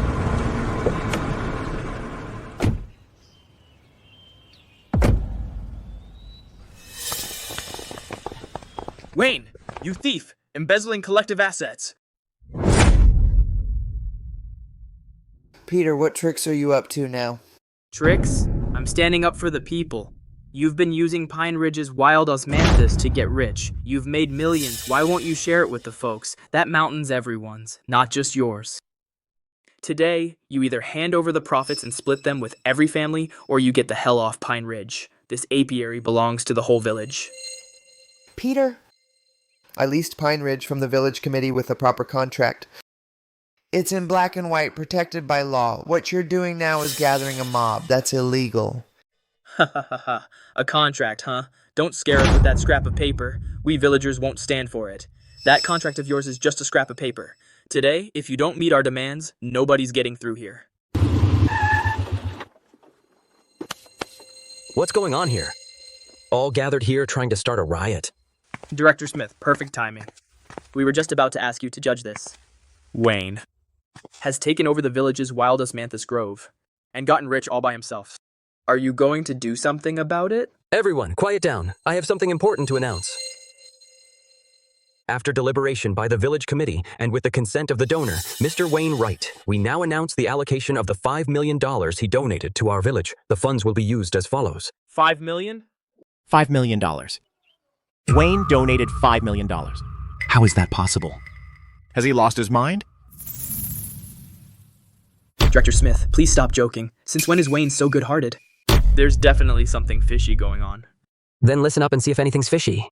First, $2 million to rebuild our village elementary school, so the kids don't have to go to town for school. Second, $2 million for setting up a village clinic, equipped with professional medical equipment and medicine. Third, $1 million as a pension fund for the village, specifically to care for the elderly who live alone. That boy Wayne. Is something else? Our village school's falling apart. The kids, rain or shine, have to go all the way to town. Now that's great. This is what our village needs, a fine young man who made it out and never forgot his roots. Makes us ashamed we came to stir up trouble just now. Such a disgrace. I won't cause trouble anymore. Wayne is a good man. I shouldn't have let him egg me on.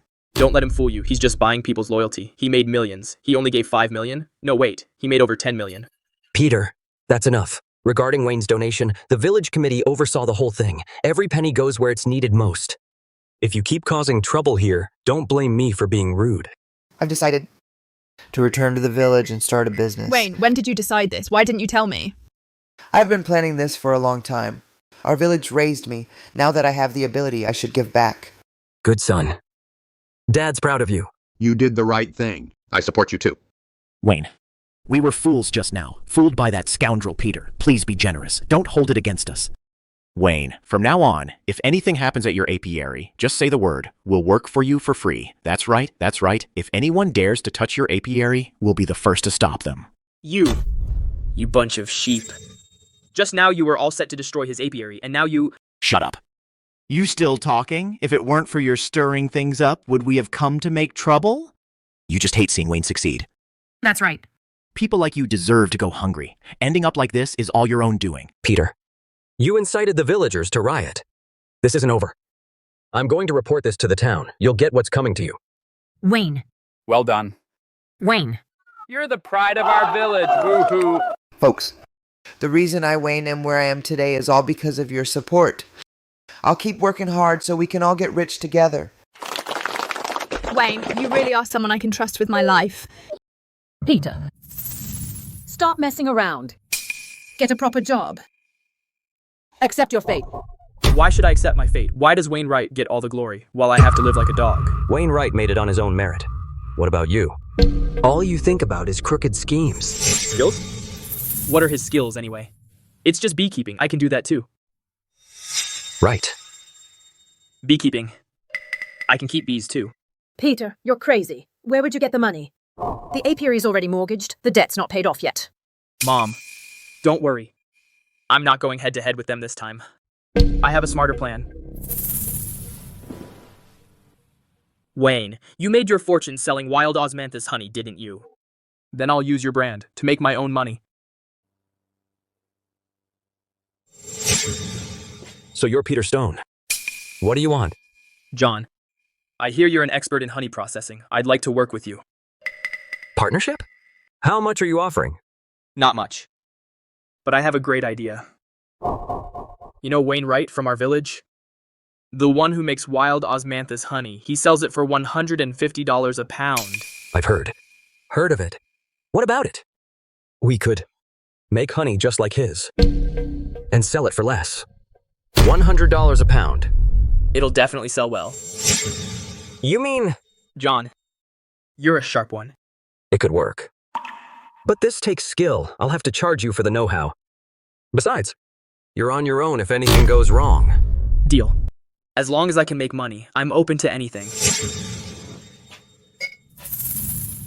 This recipe?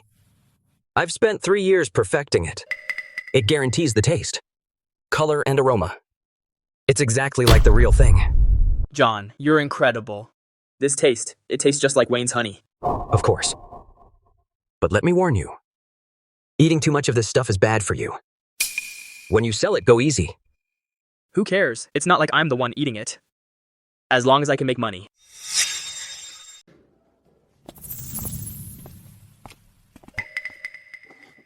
John, this label looks really good. Looks just like the real thing. Of course. I had it made by a professional factory.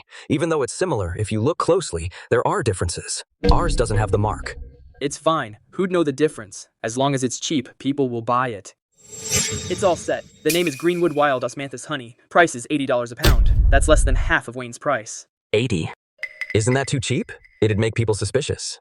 Then set the price at $100 first. Run a promo and discount it to 80. Buy 2, get 1 free. No way it won't sell. Hey, Mr. Stone, business is good, huh? You've shipped a few hundred orders these past few days, right? That's right. This is authentic wild osmanthus honey. High quality, low price. We get a lot of repeat customers. I heard that in your village, Wayne's honey sells for $150 a pound. And you're selling at 80? Can you make any money? Small profits, high volume. I rely on volume. I still make a good profit.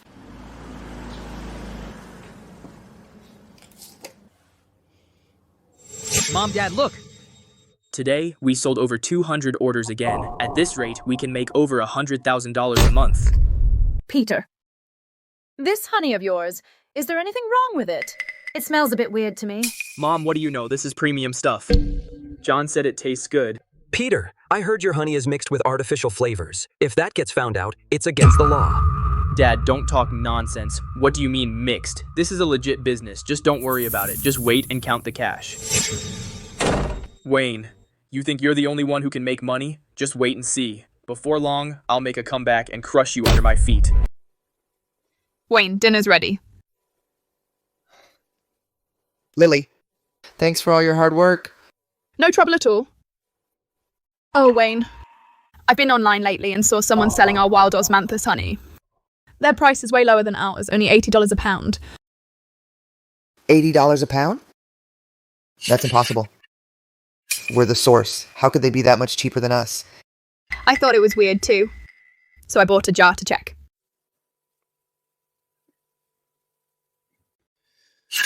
The label. Looks a lot like ours.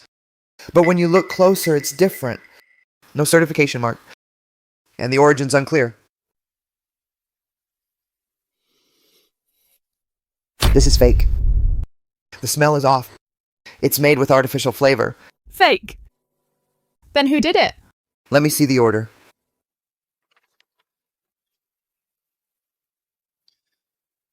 The shipping address is in the town. It's probably someone with a grudge against us. You mean Peter Stone? Too late, he got away. That's the smell of artificial flavor. This is what they use to make the fake honey. Wayne, what do we do now? They're selling fakes under your name. If someone gets sick, your reputation will be ruined.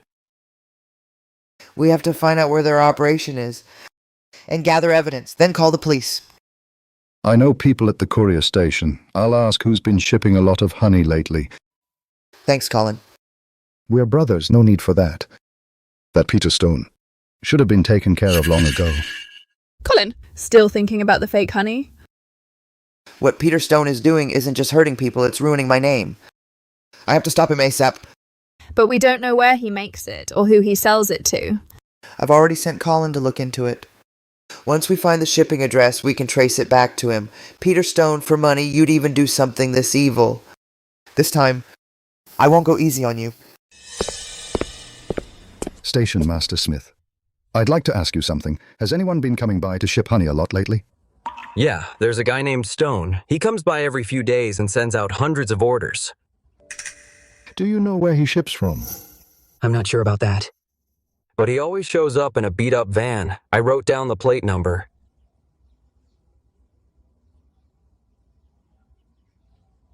Thanks, Station Master Smith. I'll buy you a drink sometime.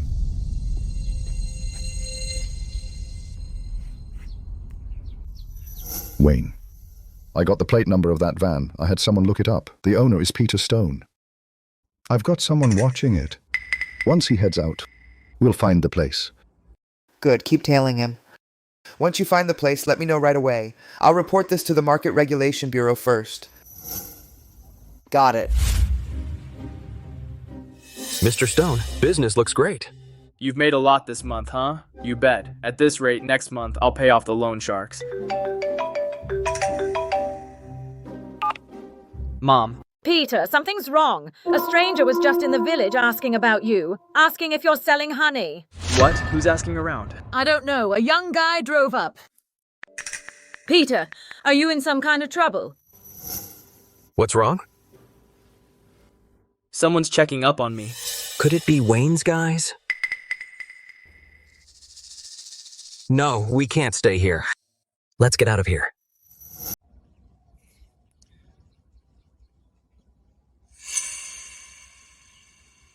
Too late, he got away. He didn't get far. Just left. These raw materials and finished products are all evidence. Seal them all and take them away. Wayne, there's a room over here. The door's locked.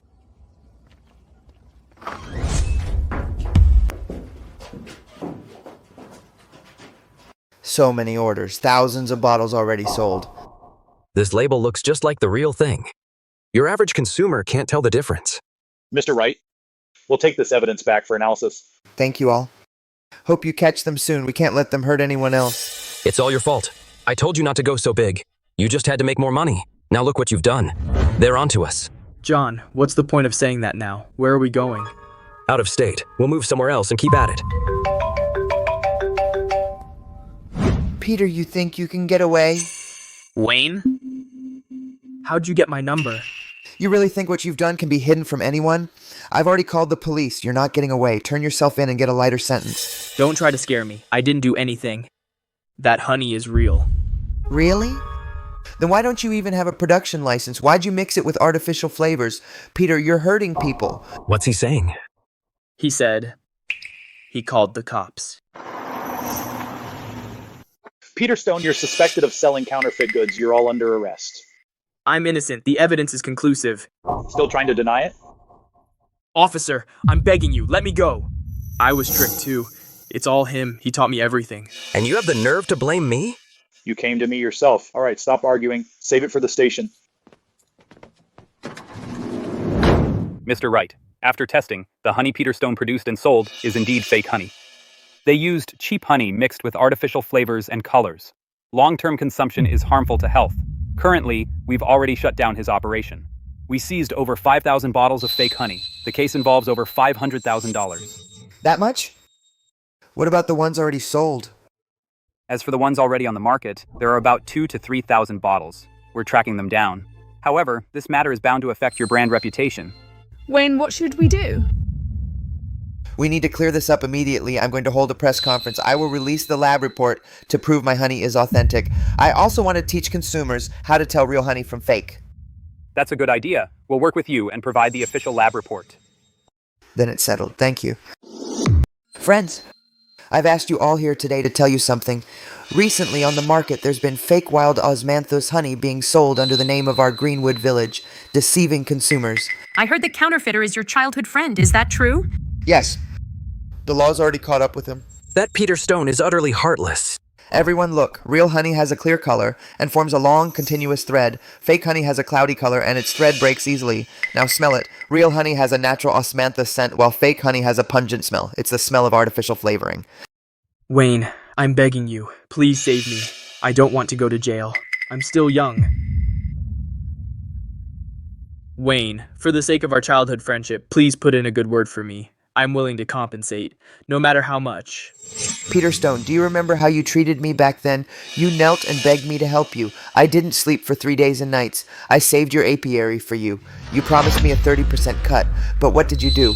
You threw $100,000 at me and told me to get lost. When I built my apiary, you came and mocked me. You said I deserved to stay single forever. You lied to Lily's parents and said I was a loser. You even tried to incite the villagers to riot and smash my apiary. Wayne, I was wrong. I really know I was wrong. You always say that, but you never change. When you were selling fake honey, did you ever think about the people who bought that fake honey? They spent their money and got something harmful. Peter Stone, I won't forgive you. You're on your own now.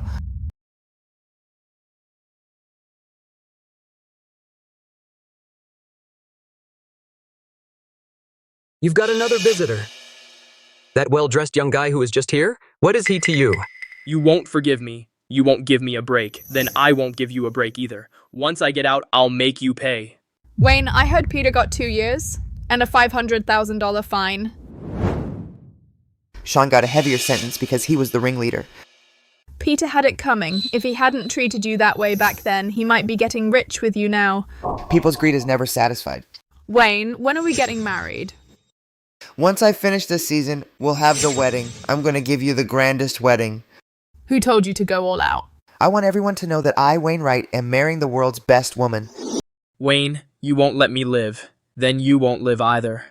I'll take all your blood, sweat, and tears and burn it all to the ground. Oh no, someone's starting a fire. Peter Stone, you've lost your mind. Yeah, I'm crazy. You drove me to it. Go to hell, Wayne. Help! Someone's starting a fire! Somebody hurry! Peter, you animal, you actually tried to burn down the apiary. Quick, put out the fire. Don't let it spread.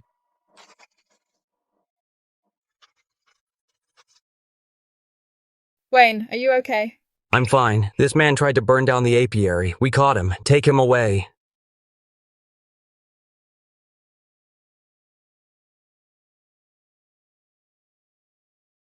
How wonderful. My son is getting married today. Lily, from now on, you're the Wright's daughter-in-law. If Wayne ever dares to bully you, you come tell Mom. Mom will straighten him out. Don't you worry, Mrs. Wright. We all trust Wayne.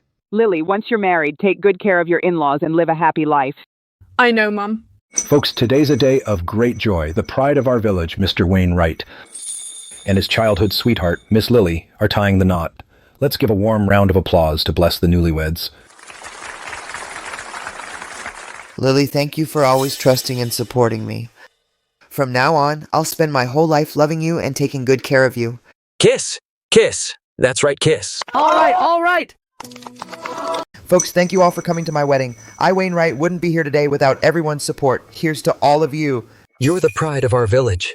I'm planning to start a beekeeping cooperative so we can all keep bees together and get rich. Good. Wayne, you look so handsome today. You look absolutely gorgeous today, too. Our village is planning to start a beekeeping cooperative. My dad's already signed up. After this, I'll keep bees with him and live right. How much can you make from beekeeping? My dad says they make something called wild osmanthus honey. That stuff's really valuable. You're from Greenwood Village? Yeah, but I've been running wild out there all these years. Finally, I can settle down and be a decent man. Too bad that today the beekeeping king, Wayne Wright, is getting married, and I can't even give a cash gift or anything. Wayne, today is the happiest day of my life. Every day from now on will be even happier than today. Wayne, what's Peter Stone thinking right now? Wayne, what's Peter Stone thinking right now? I don't know, but I know everyone has to be responsible for their own choices. He chose greed, he chose hatred. In the end, it destroyed him. Actually, if he hadn't treated you that way back then, he might be just as happy as we are now. Too bad there's no if in this world. Come on, let's go home. Home. Wayne, have some porridge before you start working. You've been at it since before dawn. Even an iron body can't take that. Lily, next month the cooperative will be officially registered. I need to go over the plan again to feel at ease. So, tell me about the cooperative. Well, here's the thing. There are over 30 households in our village. Most of them make a living from farming. They barely make any money all year round. I want to spread beekeeping throughout the village so that villagers who want to join can all raise bees together. With unified branding, centralized sales, and standardized technical guidance, that way every household can earn extra income. Wayne, you're so good, but you're fronting so much money. What if someone refuses to pay you back? Then let them. Anyway, it's not like we're short on cash. But what if someone actually does refuse to pay? Then your money would go down the drain. But I believe most villagers are reasonable people. Besides, as long as they actually make money, who would still have the nerve not to pay you back? Wayne, I support you, but you also need to take care of yourself. Don't take everything on yourself. Getting rich alone isn't enough, but bringing everyone along, that's true success. If Peter Stone had understood this principle back then, he wouldn't have ended up like this. Folks, I've called you all here today because our fellow villager, Wayne Wright, has a great idea to share with everyone. All right, everyone, settle down. Let's hear what Wayne has to say. Folks, hello everyone. I stand here today to tell you all something. I want to start a beekeeping cooperative and help everyone get rich through beekeeping. Wayne, how much can you earn from beekeeping? I'll level with you all. Last year alone, I pulled in over $2 million just from wild osmanthus honey. Of course, I've been doing this for years. I've got the experience and know-how. If you're just starting out, you won't make that much. But within a year, each household can earn an extra $30,000 to $50,000 without any problem. $30,000 to $50,000? That's way better than farming. But we don't know how to keep bees. What if they die? Don't worry about that. Once you join the cooperative, I'll give you all free technical training. We'll have group classes at least twice a month. If you have any questions, you can come to me anytime. For the bee colonies and beehives, I'll cover the upfront costs. You can pay me back after the honey sells. And all the honey from cooperative members will be sold as the Greenwood Wild Osmanthus honey under one unified brand. Prices will be guaranteed. Wayne, that sounds nice, but what if the honey doesn't sell? I've thought about that too. Right now our wild osmanthus honey can't keep up with demand. Orders are already booked through next year. As long as the quality is good, we won't have any trouble selling it, and I've already got several major buyers signed to long-term contracts. The price is stable at over $150 a pound. I trust Wayne. Count me in too. Sounds nice, cooperative. In the end, it's still Wayne who takes the lion's share, and we'd just be working for him for nothing. I don't believe in any free lunch. And if we lose money, who's going to cover it? He gets rich and wants to be a landlord, and we'd be his hired hands. Here's how the cooperative's profit-sharing plan works. The honey each household produces, after deducting costs, 80% of the profit goes to the beekeeper. 10% goes to the cooperative's public fund for technical upgrades and brand promotion. The remaining 10% goes to me. In other words, you all get the lion's share and I get a smaller cut. All accounts will be made public every month and anyone can check them. All right. If anyone's got something to say, speak up now. But let me say one thing first. What kind of person Wayne is, you all know very well. He donated $5 million to build a school and a clinic in the village. These are all solid facts. If he wanted to fool you all, would he do that? Thank you all for your trust. I promise I won't let you down. The cooperative will officially launch next month. This month we'll begin the first round of training. Wayne, you've not only changed our lives, but also the fate of the whole village. I really married the right man. Everybody watch closely. This is a honeycomb frame. The bees are on it. They build nests, lay eggs, and make honey. It's the core of the whole beehive. When you get back, the first thing is to install the honeycomb frames properly into the beehives. When installing, make sure the spacing is even, not too tight and not too loose. If it's too tight, the bees can't move around. If it's too loose, they'll build irregular combs. Then it's a pain to manage. Wayne, I want to ask, this spacing you mentioned, about how much is it? Roughly about a finger's width, basically about half an inch. When you get back, you can try using a chopstick to gauge it. You'll get the feel in no time. Wayne, I have a question too. My place is pretty far from Pine Ridge. Can the bees fly that far to collect nectar?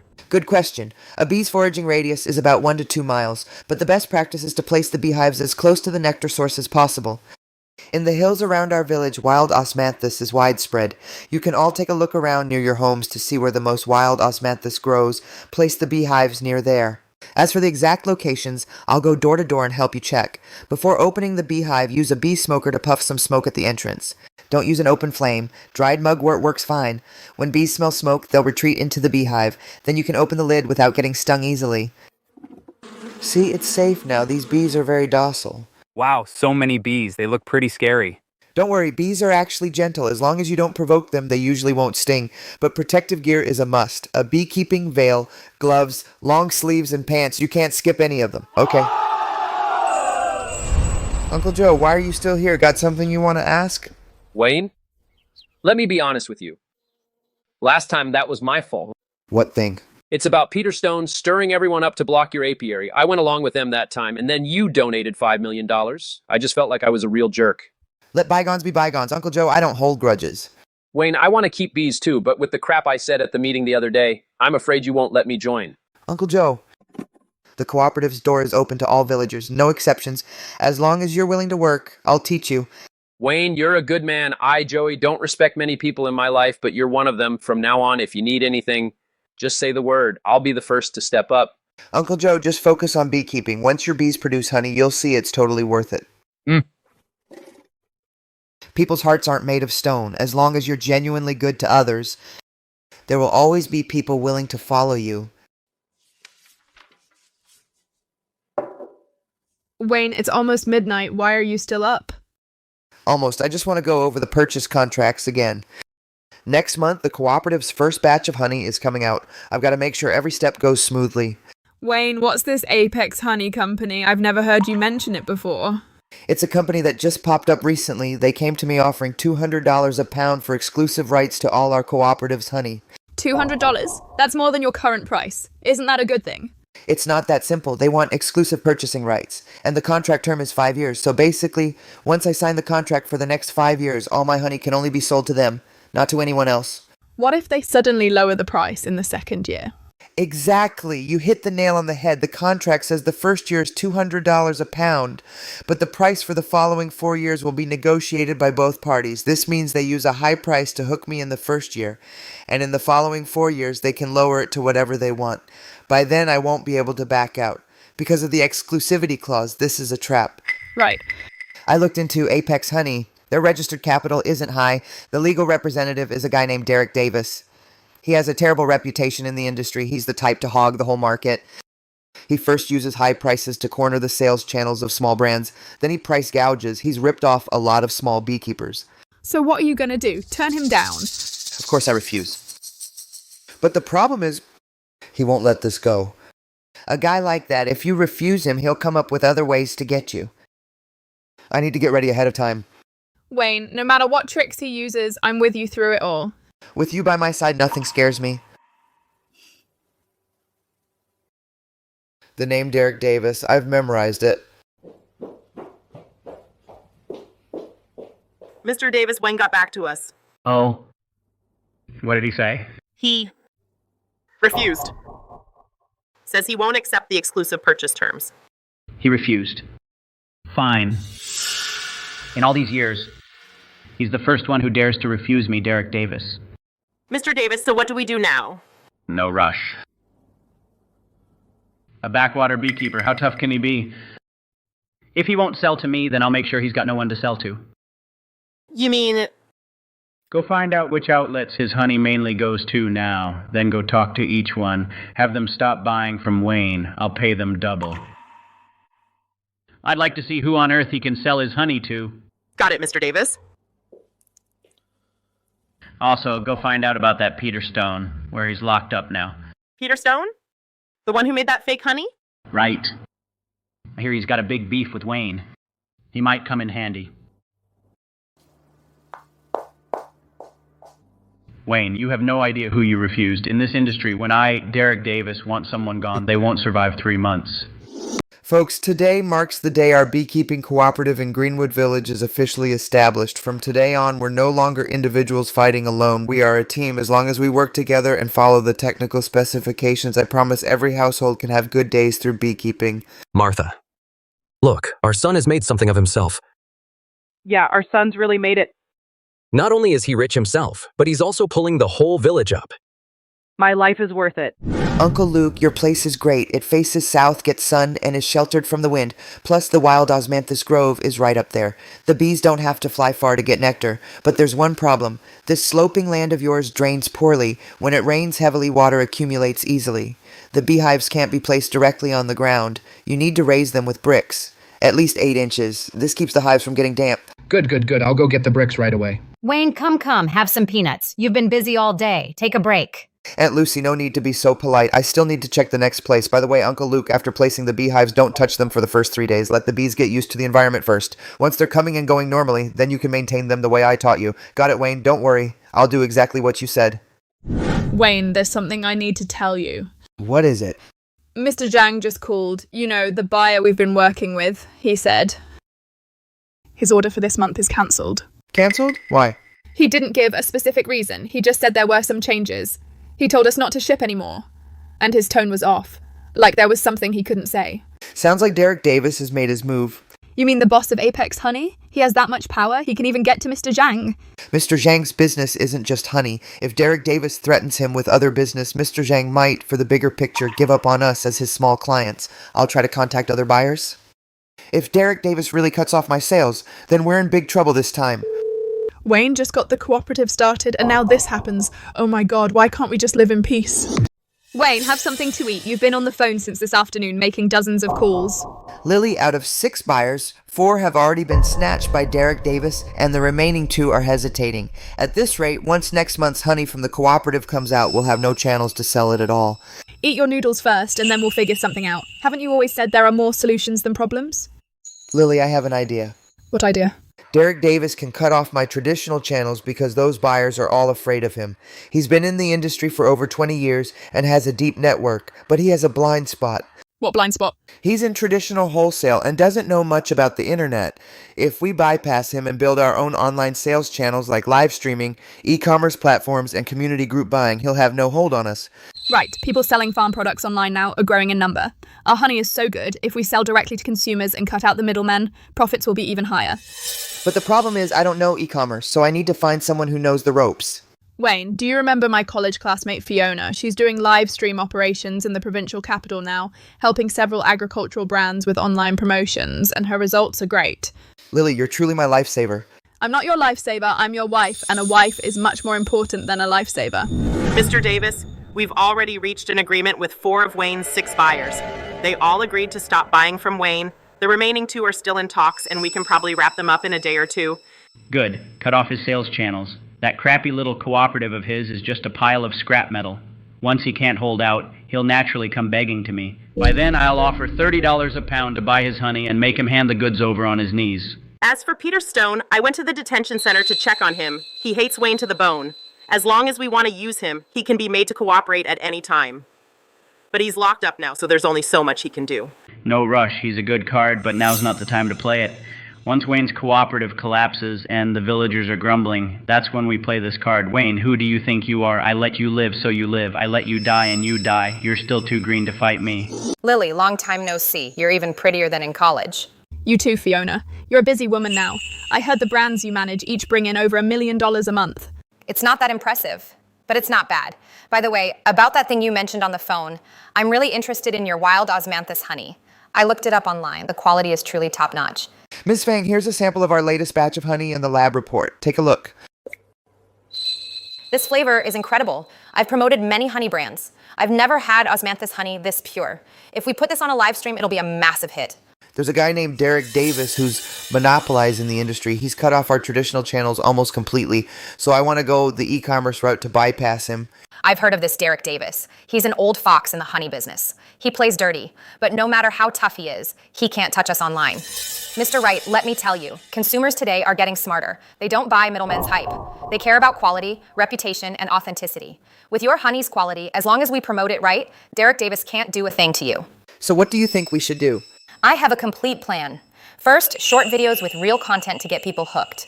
We'll film you in the countryside harvesting honey, testing the honey quality, and eye-catching shots of the osmanthus. Second, sell through live streaming. You yourself are the best spokesperson, a real beekeeper, down-to-earth, professional with a story. When you stand in front of the camera, consumers will trust you. That's a great plan. Wayne, the way you work in the factory looks really cool. It'll look great on camera. I'm not great on camera. You don't need to act. Just be yourself. Say what you usually say. Do what you usually do. The more genuine, the better. What consumers hate most these days is overpackaged, phony hype. Your authenticity is your biggest advantage. All right, I'm in. Ms. Fang, what are your terms for cooperation? Just call me Fiona. I'll handle the promotion and operations. We split the profits 50-50. 40-60. You get 60, I get 40. You'll have more work than me. Mr. Wright, you're the first client I've seen who voluntarily gives the other side a bigger cut. For that alone, I know this is going to work out. Yeah, just like that, Mr. Wright. Just pretend we're not here. Just do your thing.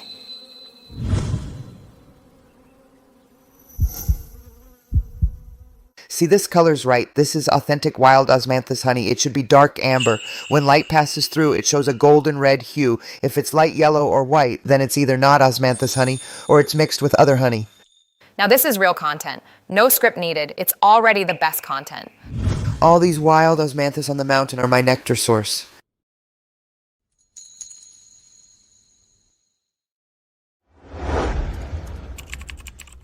Look, the first video is done.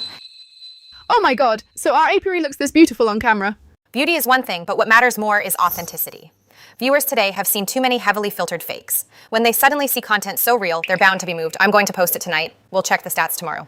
All right, you decide. Mr. Wright, Lily, quick, come check this out. Overnight, views hit 5 million, over 500,000 likes. The comment section is all people asking where to buy it. One night, that's the power of the internet. Mr. Wright, strike while the iron's hot. Tonight, we're doing our first live stream. You'll be on camera yourself, right at the apiary. We'll extract honey on site, taste it on site, and answer viewers' questions on site. I promise we'll get orders tonight. Okay. Wayne, nervous? A little. I'm not afraid of bees, but cameras make me nervous. Just pretend it's me behind the camera, like you're talking to me. Just be yourself. Mr. Wright, we're live. There are already 30,000 people waiting. I'll warm up the audience for 2 minutes. Then you're on. Welcome to our live stream. I'm Fiona. Today we're bringing you a special live stream. We've come directly to an apiary deep in the mountains. Right behind me is the beekeeper from that video, Wayne Wright. Next, he'll personally show you a jar of authentic wild osmanthus honey and how it's made. Okay, everyone hang tight. Please welcome our master beekeeper, Wayne Wright. Hello everyone, I'm Wayne Wright. Look, these are my beehives. The bees inside are Chinese honeybees, also called native bees. They're native to China. See this honeycomb? The white wax caps on top mean it's fully ripe. The moisture content of ripe honey is below 20%. No processing needed. You can eat it right from the hive. Look everyone, this is our wild osmanthus honey. It's dark amber. It has a natural osmanthus scent. This batch tastes amazing. Sweet but not cloying, with a subtle osmanthus aftertaste. Don't worry, everyone. Our Wild Osmanthus honey is now officially on sale. Click the yellow cart below to place your order. Today's launch special. Buy 2, get 1 free. Lily. 10 minutes into the stream, we've sold over 300 orders. Over 300 orders? In 2 hours, we sold over 1,800 orders. Sales are over $270,000. Peak concurrent viewers topped 100,000. 2 hours, 270,000. Right, and this is just the first one. Once we build up our content lineup and stream every day, 1 million a month is totally doable. All of Derek Davis's traditional channels combined can't beat a single live stream. Wayne, we made it! Derek Davis, you cut off my old path. I'll open a new path, and it's much wider than you think. Mr. Davis, we've got a situation. You need to see this. What is it? Wayne has started doing e-commerce. He had his first live stream last night. He sold nearly $300,000 in 2 hours. His short video account just hit 200,000 followers. So he's selling honey online. He thinks just because he switched channels, I can't touch him. Mr. Davis, online is nothing like offline. It's hard for us to step in. The platforms have their own rules. We can't handle it the way we handle offline. We just can't. Let me show you what having a way really means. First, get people to flood his live stream with bad reviews. File malicious complaints. Dozens of complaints in one stream. The platform will shadow ban his account or even get it banned. Second, get some bot accounts. Post on social media. Claim his honey has quality issues. Use a fake lab report to ruin his reputation. Third, go talk to President Lewis of the State Beekeeping Association. Tell him dinner's on me. I've got some things to discuss. He's with the Beekeeping Association, and he holds the authority to review industry standards. If he says the word, he can make Wayne's honey disappear from the market. Mr. Davis, what if these tricks get exposed? I'm paying you not for you to tell me how to run things. Just get it done. Yes, Mr. Davis. Wayne! Uncle Joe, what's wrong? I just saw something on my phone. There's someone online saying your honey has problems. They're saying your honey's mixed with sugar and flavoring. They even attached a lab report. Lots of people are sharing it. That lab report is fake. Our honey, every batch has a certified lab report. We've never had any quality problems. Then somebody's definitely out to sabotage you. People like that are just despicable. Wayne, what should we do? I'll round up the guys and settle this with them. Uncle Joe, don't do anything rash. Fighting won't fix anything. Someone's behind all this, Fiona. Someone's spreading rumors online. They're saying our honey has quality problems. Have you seen it? Yeah, and it's not just one post. There are multiple accounts all posting at once. These accounts are all brand new. They're obviously bots. Mr. Wright, this is a coordinated attack. Can you trace who's behind this? I'll try, but first, we've got to put out the fire. We can't let the rumors spread any further. I think we should immediately put out a statement video. Put all the official lab reports out there for everyone to see. Let the facts speak for themselves. All right, you handle it. I'm heading over to the city testing center now to do an on-the-spot test and stream it all live. Great idea. Real Gold doesn't fear the fire. As long as we test on the spot and the results are fine, the rumors will fall apart. Hey everyone, I'm sure a lot of you have seen online the fake reports about our honey. Today, we're at the Provincial Agricultural Product Quality Testing Center to run an open, transparent test right here. We're live streaming the whole thing. No cuts, no polish. Good or bad, the results call the shots. So let's just wait for the results, see if there's actually a problem. Those rumor mongers are despicable. What if it's true though? These honey samples were picked at random from the warehouse. They're from different batches. Now I'm handing them over to the testing agency's professionals for a full inspection. Sugar content, additives, pesticide residues, and microbial indicators. I'm staying out of the testing process. Once the results are out, I'll announce them directly in the live stream. Let me be real with you all. In the honey business, the most important thing is quality and integrity. My honey goes for $150 a pound. Not cheap, so why this price? Because every drop is real. From bees gathering nectar to bottling the honey, no tampering, no processing in between.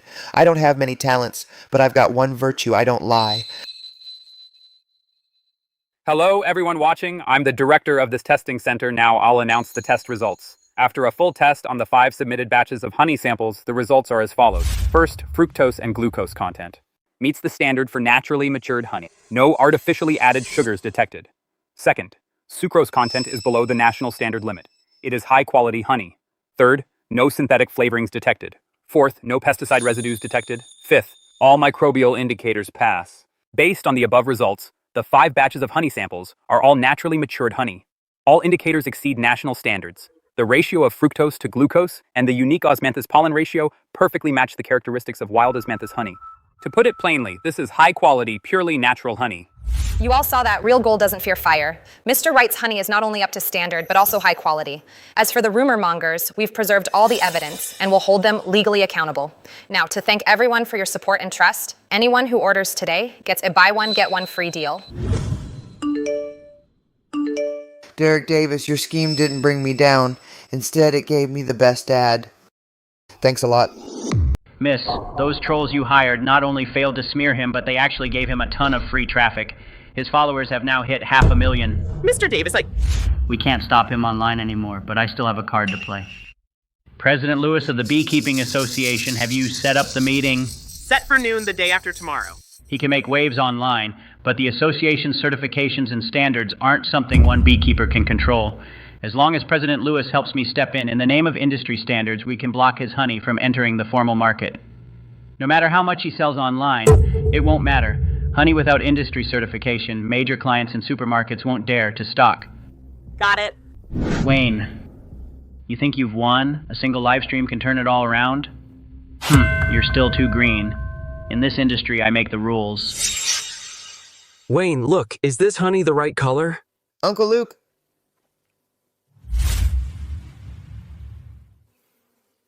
Not bad, Uncle Luke. The color and consistency are spot on. You're learning fast.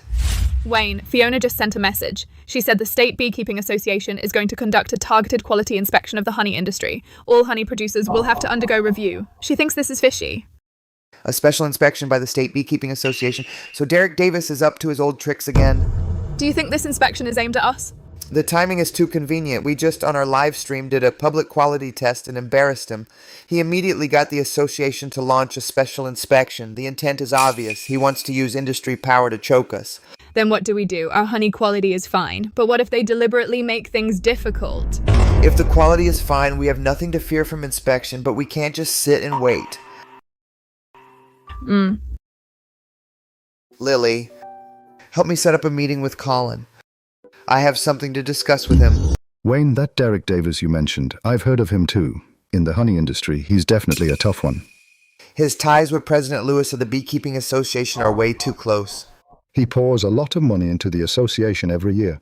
That's exactly what I'm worried about. If President Lewis during the inspection deliberately trips us up, we'll be in a tight spot. Wayne, I've got some info you might find interesting. A while back, when I was doing business in the provincial capital, I happened to hear that President Lewis got reported recently.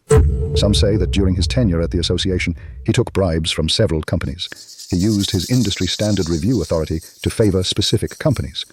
Now the State Ethics Committee seems to be secretly investigating him. Is that true? I've got a friend at the State Ethics Committee. He mentioned it to me privately, but the investigation is still ongoing, not public yet. If President Lewis really is under investigation, then he won't dare to act too boldly now. But Derek Davis might not know about this. Wayne, you mean... We're not running from this inspection, we're walking right into it. I'm going to invite the province's top media to cover the whole thing. If President Lewis has a guilty conscience, he won't dare to mess around in front of the media. If he plays fair... Then that just proves... Our honey is clean. Either way, it's to our advantage. Nice one, Wayne. That's using public means to fight private interests. Mr. Wright, your idea of inviting the media to cover the Beekeeping Association's inspection is brilliant. Then we'll not only invite traditional media, but also on our own account, we'll live stream the whole thing. This move is another free brand promotion. Right, and I want to do one more thing. During this inspection, I want all our cooperative members' honey tested, not just mine. That's every product from the whole cooperative. Mr. Wright, do you know what this means? It means we're not just selling honey, we're setting an industry benchmark. Once we pull this off, who would dare question our quality? Let the world see the honey of Greenwood Village from source to final product. Every step holds up to scrutiny. A brand is built on quality and trust. Once those hold, Derek Davis, so what? Industry monopoly? So what? They can't shake us.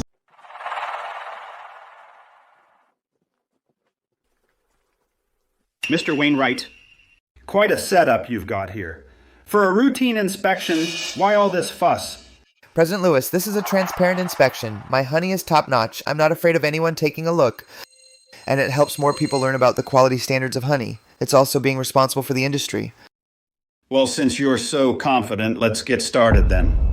Experts, please take a look. Every beehive has a number corresponding to detailed management logs, including bee origin, quarantine certificates, daily medication logs, harvesting time, and yield. All data is open and transparent. This level of management is more standardized than many large corporations. On-site rapid test results for Wayne's apiary. For the submitted samples, all indicators exceed national standards, meeting premium honey quality requirements. Mr. Wright's apiary management is indeed very professional. The honey quality is great too. The association will issue the inspection report truthfully. Thank you, President Lewis. I believe the association will be fair and just when issuing the report. After all, so many consumers across the province are watching. How are things going? Mr. Davis, this Wayne Wright is tough to deal with. He brought the media and live streaming here. I couldn't tamper with anything on site. And someone's been keeping an eye on me lately. The State Ethics Committee seems to be looking into me. This matter, I can't be involved in it anymore. That old fool bailed on us when it mattered most. Worthless piece of trash. Mr. Davis, we can't count on President Lewis anymore. What do we do now? Wayne's online sales are blowing up every day. He's already got over 1 million followers. Monthly sales are already past $2 million. If we don't do something soon, he'll become the top brand in the industry. When is that Peter Stone getting out? Next month? I want to see him when he's out. Mr. Davis, are you sure you want to use this guy? He was jailed for fake honey and arson and got several years. His reputation is ruined. I don't give a damn about his reputation. What I need is for him to hate Wayne. A man who hates him to the bone will stop at nothing. As long as I give him enough money and support, he'll be my best weapon. But... No buts. Get it done. Mr. Wright, our online channels are solid now, but I think e-commerce alone isn't enough. We should move into offline sales, get into supermarkets and boutique stores. That way we can build a complete online and offline dual channel strategy. You're right, but getting into supermarkets requires industry certification and cooperation from channel partners. Derek Davis still has pull in that area. So I suggest you make a trip to the provincial capital. Talk directly to the purchasing departments of several major supermarkets. Your brand awareness is enough now. They can't ignore the endorsement of 1 million+ followers. Good. I'll sort out the cooperative's affairs first. I'll head to the provincial capital the day after tomorrow. Wayne, if you're going to the provincial capital, I'll come with you. Uncle Joe can keep an eye on the cooperative. It'll be fine. All right, we'll go together. You two are such a model couple. Tell you what, I'll set up meetings with a few supermarket purchasing managers for you. You can go straight to the talks when you arrive. Mr. Wright, I've looked into your honey. The quality is really good and it's got great reviews online. But the sales percentage of honey categories in our supermarket has never been high. And honestly, we already have a long-term cooperation agreement with Apex Honey, which might upset them. Mr. Clark, I understand your concerns, but let me ask you one thing. When consumers walk into a supermarket to buy honey, what do they care about most? Quality and price. As for quality, I've got an official report from a testing agency. All indicators far exceed national standards. As for price, we've got over 1 million followers now. We get hundreds of thousands of views a day. If you just let me use my account to promote you for free, this traffic converted into ad value is worth at least hundreds of thousands of dollars. Traffic-driven in-store consumption. This is really a very attractive partnership model.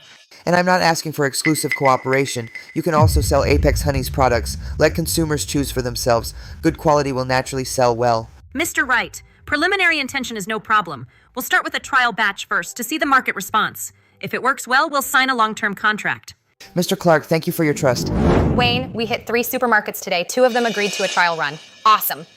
And the biggest one in the capital, a supermarket chain, didn't work out. I'll try again tomorrow.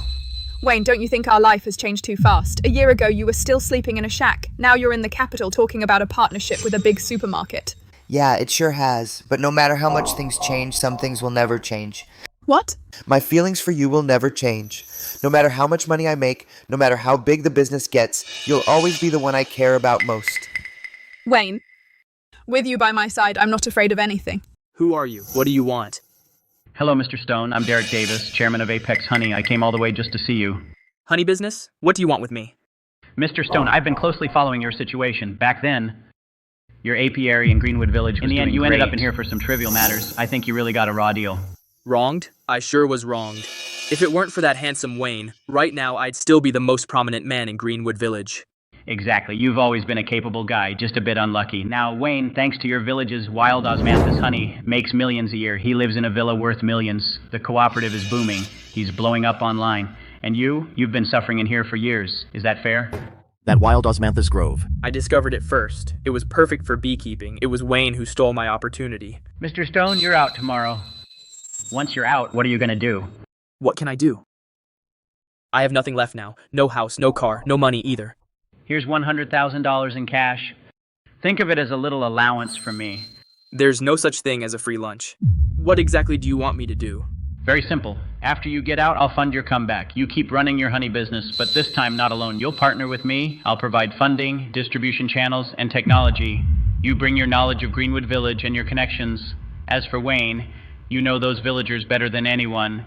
If you can get the cooperative's villagers to leave one by one, Wayne will be a general without an army. With no honey supply, his brand will be an empty shell.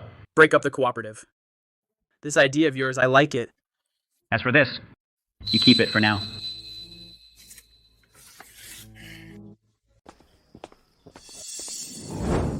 Peter, you're out. Uncle Tom, I'm out. All this time inside, I've done a lot of thinking. The things I did before, they were really wrong. I came back this time just to apologize to everyone and turn over a new leaf. Apologizing is good, but from now on, you'd better stay away from all that shady stuff. Don't worry, Uncle Tom. I absolutely won't do it again.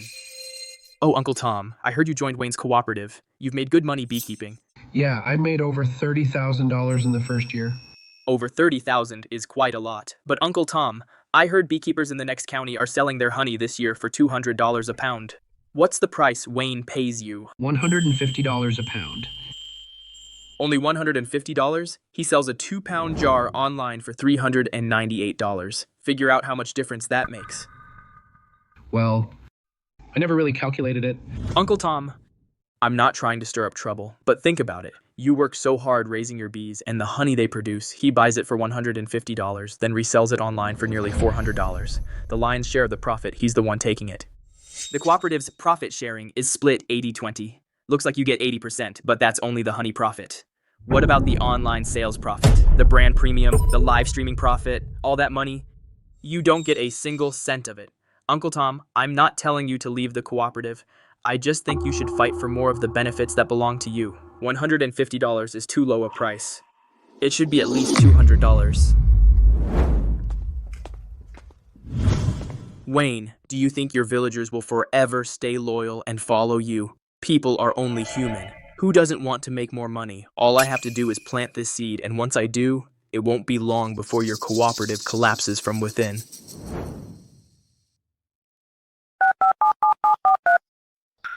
Mr. Davis, the first step has already begun. Don't worry. I know these people inside and out. Give me a month, and I guarantee they'll all leave Wayne one by one. How come we're missing 6 or 7 people? I don't know either. I called them up. Some said they had stuff to do, others just didn't pick up. Wayne, I've got something to tell you. Go ahead, Uncle Luke. It's about the purchasing price. Wayne, $150 a pound is already a lot, but I've heard you sell at a higher price online. It's not that I don't trust you, but some people are whispering. They say our profit sharing isn't quite fair. Do you think you could raise the price a bit? Uncle Luke, is all this what Peter Stone told you? Wayne, Uncle Luke, I don't blame you. It's human nature. Everyone wants to make more money. But let me tell you the truth. I sell it online for $398. After deducting operating costs, packaging fees, shipping fees, platform commission, and promotion fees, and Fiona's team's share... Then what's left for you? The profit I actually pocket isn't much more than $150, and brand building and promotion have cost a lot of manpower and money. These are all hidden costs. All this he never told me. Of course he wouldn't. What kind of man Peter Stone is, you know very well. He made fake honey and hurt people. He burned down the apiary. He did a few years in prison. Now that he's out, he's stirring up trouble everywhere. Uncle Luke, do you really think he is doing this for your own good? Wayne, you're right. I was a fool. When you donated $5 million to build the village a school and a clinic, where was Peter Stone? What right did he have to drive a wedge between us? Uncle Luke, I'm glad you came around. But this also made me realize I really need to make the cooperative's finances more transparent. Starting next month, I'll make all online sales details, income and expenses open to every cooperative member. Anyone can check anytime. Wayne, you're the real deal. From now on, I won't listen to their twisted talk anymore. Uncle Joe, you're an elder in this village. This cooperative looks good on the surface, but it's actually just Wayne using our honey to line his pockets. Just think, he lives in a multi-million-dollar villa while we're still stuck in these mud houses. Peter Stone, get the hell out. I've done a lot of messed up things in my life, but one thing I've learned, a man should always repay kindness. What kind of man is Wayne? When I was at rock bottom, he handed me tools. I may be a rough guy, but I'm no ingrate. Take your divisive talk and go tell it to someone else. It won't work on me. Uncle Joe, don't get me wrong. I'll say it one more time. Get out! That old fool Joey doesn't know what's good for him. But no matter, there's always someone who will follow me. Wayne, just you wait. Wayne, I found something about Derek Davis, Apex. Honey has big problems. He has 3 honey processing plants. 2 of their health permits are expired, and I also got a copy of his shipping manifest from last year. He claims it's pure natural honey, but of the products he sells, over 40% is cut with syrup. That's outright fraud. Is the evidence solid? Solid. I found 2 former employees who worked at his factory. They're willing to testify, and I even got hold of his bribery record with President Lewis of the Beekeeping Association. The bank transfer is in black and white. One transfer of $800,000 with a memo that says, "Thank you, President Lewis." Oh my God, that Derek Davis turns out he's the biggest fraudster of all. Colin, have you kept this evidence safe? All safe. I made 3 backups. Good, tomorrow morning we'll turn him in, we'll submit all the evidence. Also, Fiona. I'm here. I need you to prepare a live stream. Once the results from the report are in front of the whole nation, I'll expose Derek Davis's true colors. Let everyone know that this man not only monopolizes the industry and suppresses competitors, but the honey he sells is the real fake. No problem, Mr. Wright. This time, we need to not only protect ourselves, but also help the entire industry remove the cancer. Wayne, this time we have to make Derek Davis and Peter Stone go down together. We can't let them keep harming people anymore. Don't worry. This time I'll solve this problem once and for all. Mr. Davis, bad news. We got word from Peter Stone that his Greenwood Village recruitment plan isn't going well. Most villagers aren't buying it, and Wayne seems to know that we've been manipulating behind the scenes. I see. How does he know? Not sure. But the bigger problem is, a former employee of our factory contacted me and said someone is looking into our product quality and financial records. Investigating. Who's investigating? Not sure yet, but it's most likely Wayne's people. That little punk Wayne. He actually traced it back to me. Damn it! I need to hide the evidence right away. This is all the evidence we've gathered, including the shipping manifests, bribery records, and witness testimony. Mr. Wright, the evidence you provided is very detailed. Apex Honey is suspected of producing and selling counterfeit goods, bribery, and tax evasion. That's already multiple illegal acts. We will immediately launch an investigation. We'll also notify the police. Thank you. I have just one request. Please act as soon as possible. If this man isn't stopped, the entire industry will have no peace. Don't worry. We'll handle it according to the law. Who's there? Derek Davis. You're suspected of producing and selling counterfeit goods and bribery. You're now under arrest. That's impossible. I've been in business for 20 years. How could this happen?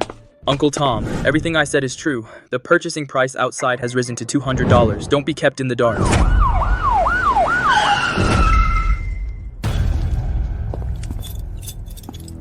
Peter Stone, you're suspected, along with Derek Davis, of engaging in unfair competition and abetting others in damaging business reputation. Please cooperate and come back with us for investigation.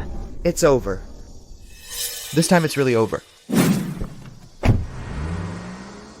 Folks, I'm very happy to announce that the Greenwood Village Beekeeping Cooperative has been honored by the provincial government with the title of Provincial Rural Revitalization Demonstration Base. Our village's per capita income over the past year has gone up 300%. Great. Thank you, everyone. Today I'd like to share some good news with you. Our Greenwood Wild Osmanthus honey has officially obtained the National Geographical Indication Protection Product Certification. From today on, in all of China, only the Wild Osmanthus honey produced by Greenwood Village can be called Greenwood Wild Osmanthus honey.